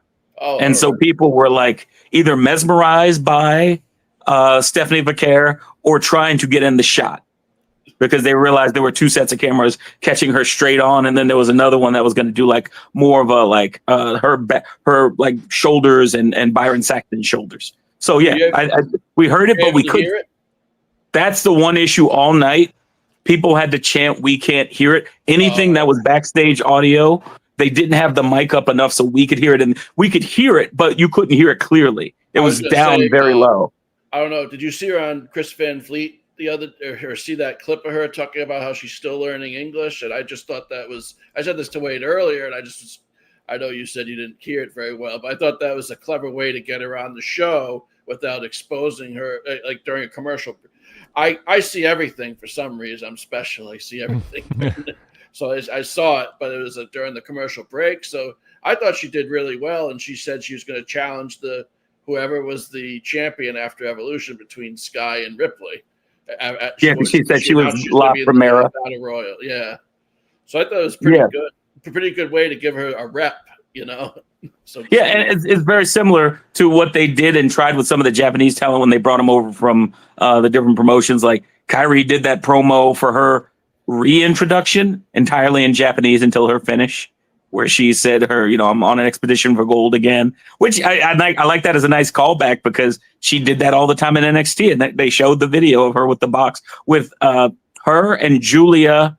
I'm sorry, with Stephanie Vaquer and Julia and some of the non-English or learning to speak English women on the roster. It's helpful to get these moments, like you said, where they can sneak it in and get those reps. Because it looks like it's going to be, my last point, is somewhat difficult for some of the, like I was talking to Wade about it earlier, that what they did with Kairi Sane in that video package was great, because she was able to hit the high, get the points across with the production. But with Rhea in the ring with Io Sky, I felt like they struggled a little bit for Sky to kind of try to get the crowd behind her while she was speaking in English, and then she went to Japanese and tried to rally the fans. Yeah, that was funny. That was a very thank you for reminding me about that, Sean. I've never, other than hometown man for Impact Wrestling and how TNA fans in Pittsburgh took to him in a way where it was like he's taken away from the rest of the show because he's like an opener, but people are treating him like a main eventer. Kairi switched to Japanese, and it was like watching Major League or one of those comedies where everyone just like nodded and like was like, yeah, what she said. Yeah. Yeah. Yeah. Okay, final question, I think, for you, Rich. Top 3 reactions in order, I would guess: Rhea Ripley, CM Punk, Sami Zayn, and then Seth Rollins in a more generic, yay, he's a star and he has Money in the Bank. Is there someone else jump in to that mix? I would say Rollins a little higher just because of the song. Yeah. And then I think communal singing to an entrance theme should be different than the most over because the crowd decided to react to but I know what you mean. Yeah. That's why they won't give it up, but they should. And Jay coming out for the save at the end, I would say that was probably third, and push the other ones that you had third down a peg from there. So where, I guess I'll ask, where was Rhea Ripley compared to Sami Zayn, for instance, or is it hard? It just was a big arena cheer. Sammy was tough because he also had the commercial break to get people fired up. Yeah. And he would get the award for most sticking to the gimmick while on commercial break because he fired the fans up. And for every time he would raise his hand, he'd grab his ribs.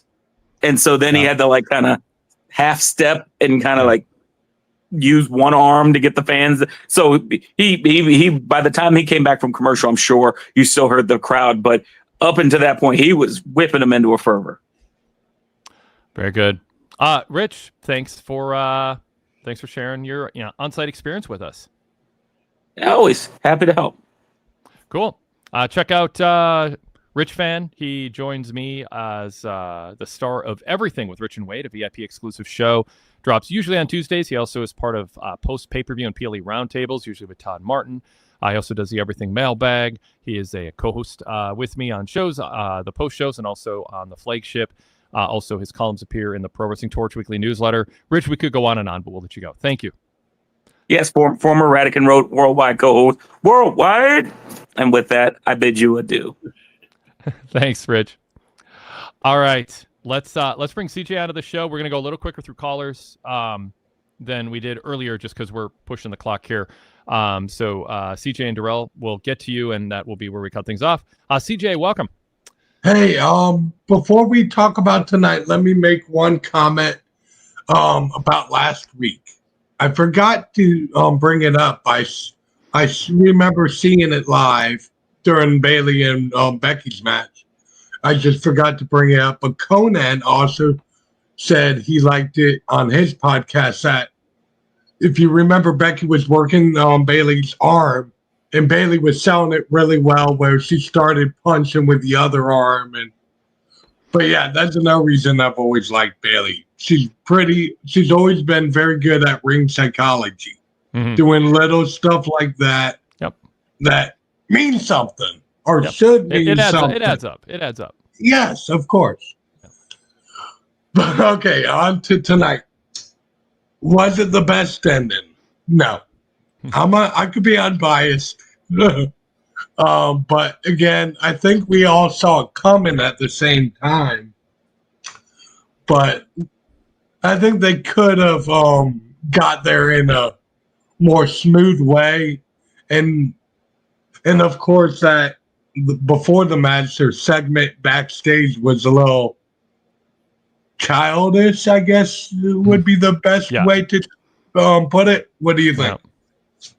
Yeah, I think it's unbecoming. I think they made Rhea Ripley look bad in the lead up to WrestleMania, and I think Bayley and Lyra have, on their own, can be likable. I mean, we can sit here and say, what is Lyra missing that Stephanie Becerra has and that Rhea Ripley has? I mean, that's a discussion to have, but you don't have to amplify the negative by putting her in a position where she's charging in and going, "You didn't return my text," and then Bayley's like, "You don't deserve to get text from me because I don't want an apology from you." I mean, it's just, I feel like I feel like a third grade teacher who needs to break up a lunchroom argument between two immature kids. Not just kids. There's mature kids who won't do that. Immature kids is what they are. So, yeah.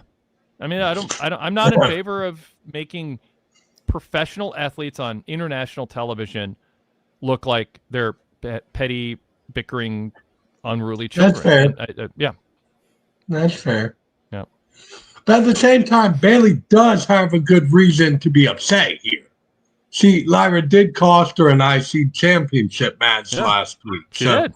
But I don't see why Lyra's necessarily so amped up. That's kind of she's being a little sensitive. Lyra's mad that she didn't get text back. Yeah. And frankly, Bayley should have let Lyra apologize to her for getting too wrapped up in the moment. I mean, if we're to treat this as like how we would in real life, what Lyra did was undisciplined and unfocused, and Bayley should be mad. Bayley should afford her a chance to apologize, accept the apology, but also say, I accept your apology, but I resent the fact that you couldn't control yourself while I was getting a title match. I mean, but they both ended up looking bad because Lyra's like, "You didn't return my text," and Bayley's like, "I don't want to hear an apology from you. What you did was wrong." And it's like they're not affording each other any grace, and so, I mean, they think a personification of a flame war of a social media bickering makes for good television, and I think it undercuts people wanting to pay money to see these professional international athletes do their thing when they expose themselves or are scripted to be exposed as petty, immature children. So that's hard to argue. Yeah. So how do you think? Do you think next week the GM is just going to announce, "Oh, we got three-way now"? What do you see them doing exactly to get there, where we all know where they're going? Well, we have two GMs, so maybe they'll huddle together and they'll come up with. Yeah. I kind of like that, actually. Create a little collaboration. Adam Pearce will be like, "I don't know what to do," and Nick Aldis will go, pss, pss, pss, and Adam Pearce will go, "Now I know what we're going to do," and he'll act like it's his genius idea. You're both going to be in the match because you're both losers, but you're also both winners.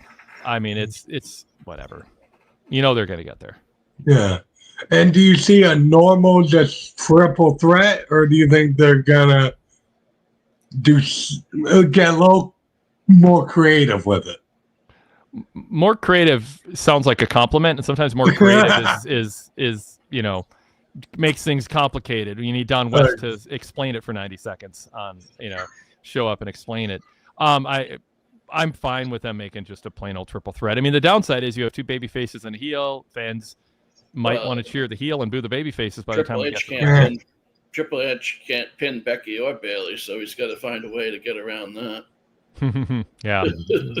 Bayley does need a big win, though. After losing Mania, and she needs a win.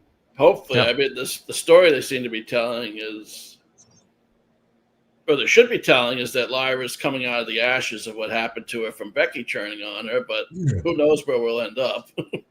Yeah. And I also see Goodfella says Becky will lose and move up the card. That's wild to say. Ryan Solorio says I could see Lyra taking the loss in the triple threat and then she turns heel. So I just don't think people are going to care all that much about what happens because the booking is so just blah. Anyway, go ahead, CJ.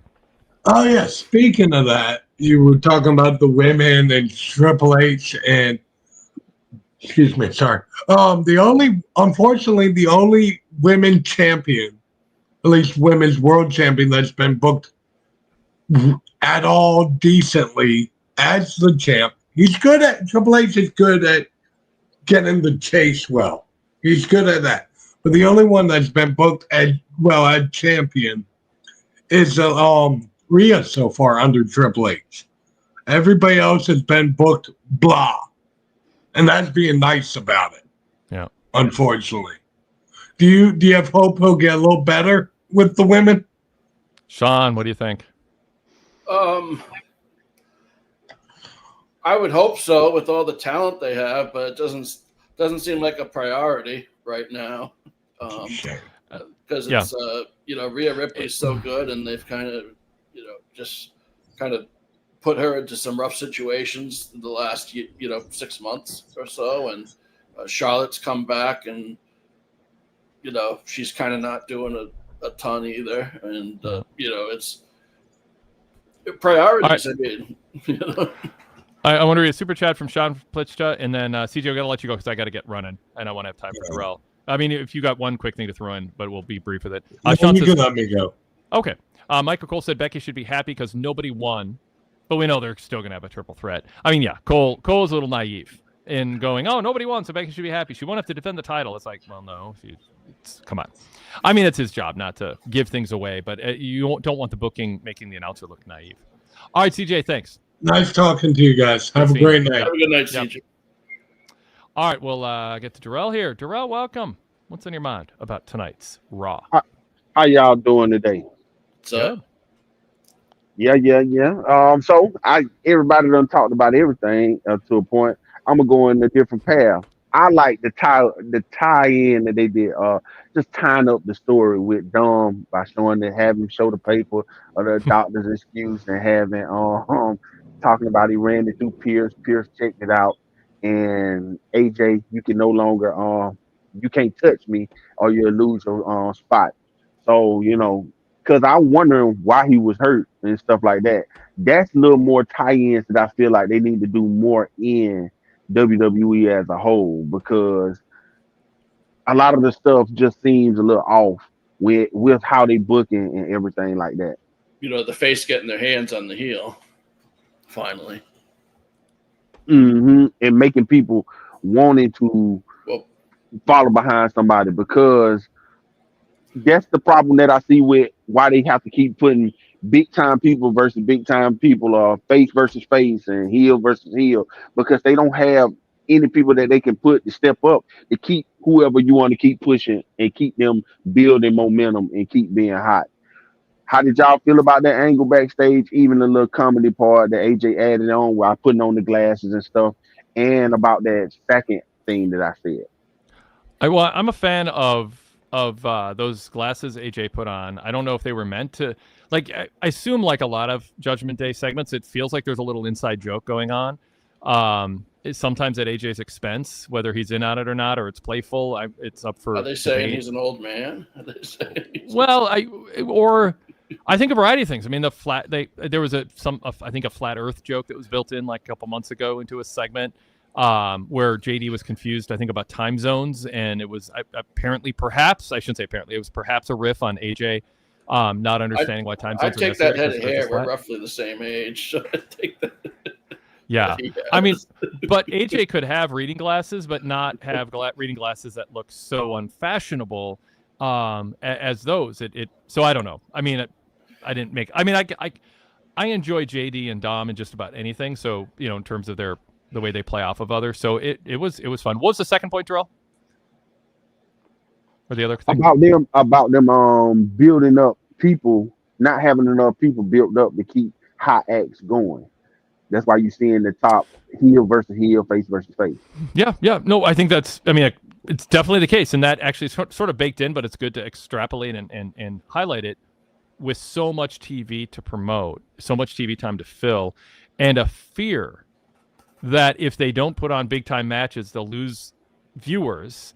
So we can't have squash matches. We can't have uneven matches. Where it's. But what you could do is just work harder to build up your mid card to give them a boost to seeming like there's upward mobility and downward, a fear of downward mobility. I was trying to think of a better way to put that. But if you have people actually winning matches and moving up the card, then those matches matter because you say, well, this is a mismatch, or is it? Are we about to find out that the number 7 seed is better than the number 2 seed?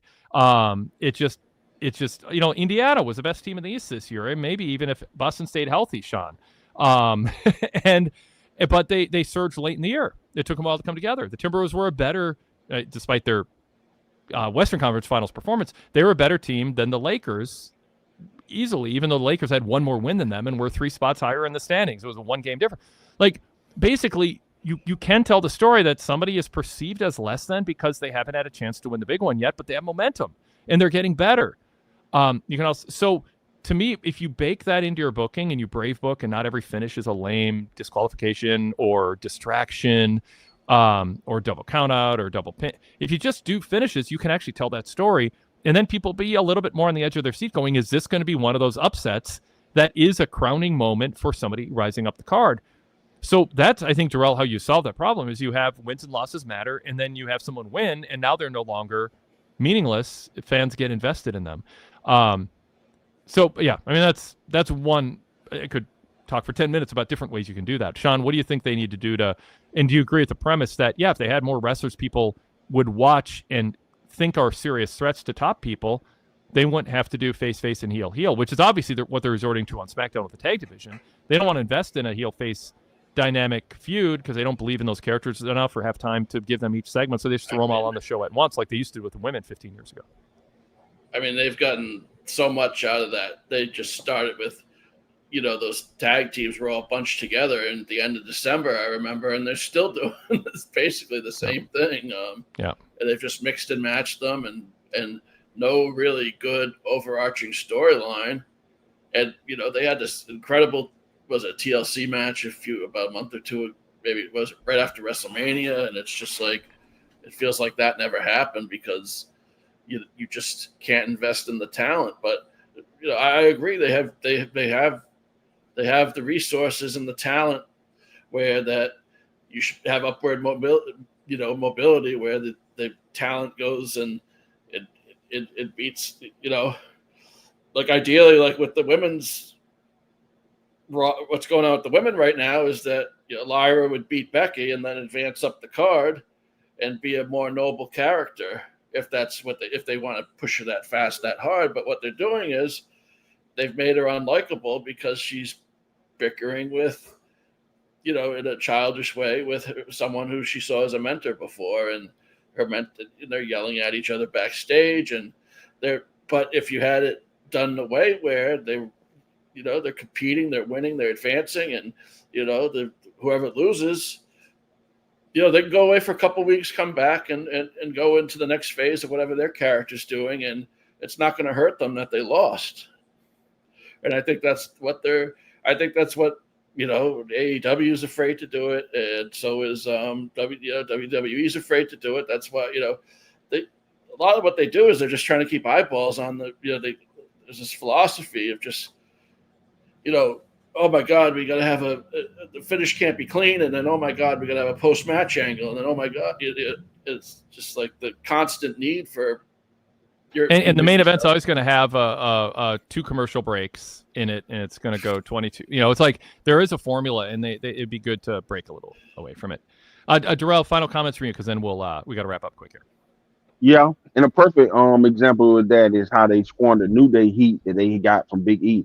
They ain't have no people for them to go against, even 2-week feuds, 3-week feuds, nothing. So yeah, that was something right there. Now the last thing that I will bring up about, y'all had brought it up for a second, but the Evolution tournament Rumble, they putting it off. Even in that one, they saying that the champions can go against anybody. It looked like they can go against anybody. The IC, US, either one of the world titles. They're not defining it as nothing. So that's breaking down the importance of that match already just by the announcement. Well, I think that one they did. It didn't air. Darrell, it didn't air on Raw, but I saw it on my feed that Stephanie Vaquer cut a promo saying if she wins, she's going after whoever wins the Io Sky Rhea Ripley match. So I think they've established that they are going to go after a world title, or at least But I'm okay with somebody winning that battle royal and deciding I don't want to beat either of the world champs because I like them both by that time, or I have a soft spot for this new U.S. title. I want to make my mark, or the IC title.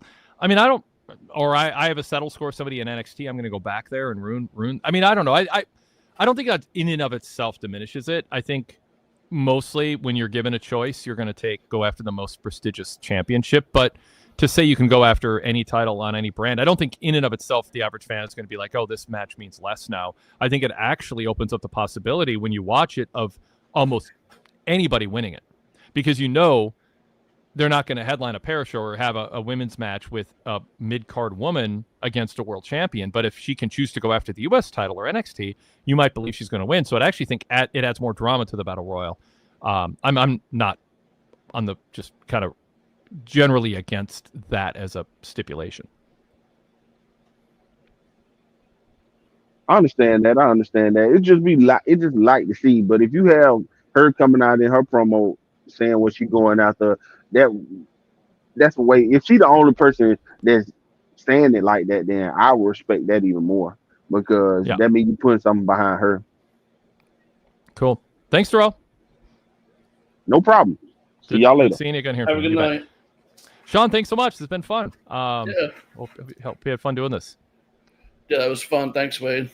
So let me plug. We've got our VIP membership, which includes everything Sean Radican does on the podcast side of things and his written stories, VIP exclusive articles for the PWTorch newsletter. Find full details on VIP membership, pwtorch.com/govip. pwtorch.com/govip. Gives you full details. Full VIP membership unlocks over 35 years of archives, hundreds of retro radio shows from the 1990s. A fascinating dive into our archives. Right now on the VIP podcast feed, in the VIP Vault section, we are going day by day by day through our coverage of the Chris Benoit murder, suicide. And it is, I've been listening back and, it just re-experiencing our coverage, and it is, it was something. I got an email from V from Long Island, who just said, I'm shooting you a quick note to let you know I'm absolutely enthralled by these Flashback 2007 podcasts covering the aftermath of the Chris Benoit family tragedy. I was online at the time and followed along, but I was not subscribed to any insider site. So it's fascinating to see the news coverage play out in real time like you're posting. My annual VIP subscription feels justified with these podcasts alone. Appreciate everything you do. I'm a corporate lawyer and have very long hours. And when I calculate in my head the time you spend recording podcasts and watching wrestling and managing the website and the business, which I know is basically running your own business, spending time with family, I can't fathom how you find time. And still floss, which I do daily. Just sad I didn't go VIP sooner. So don't be sad about not going VIP sooner.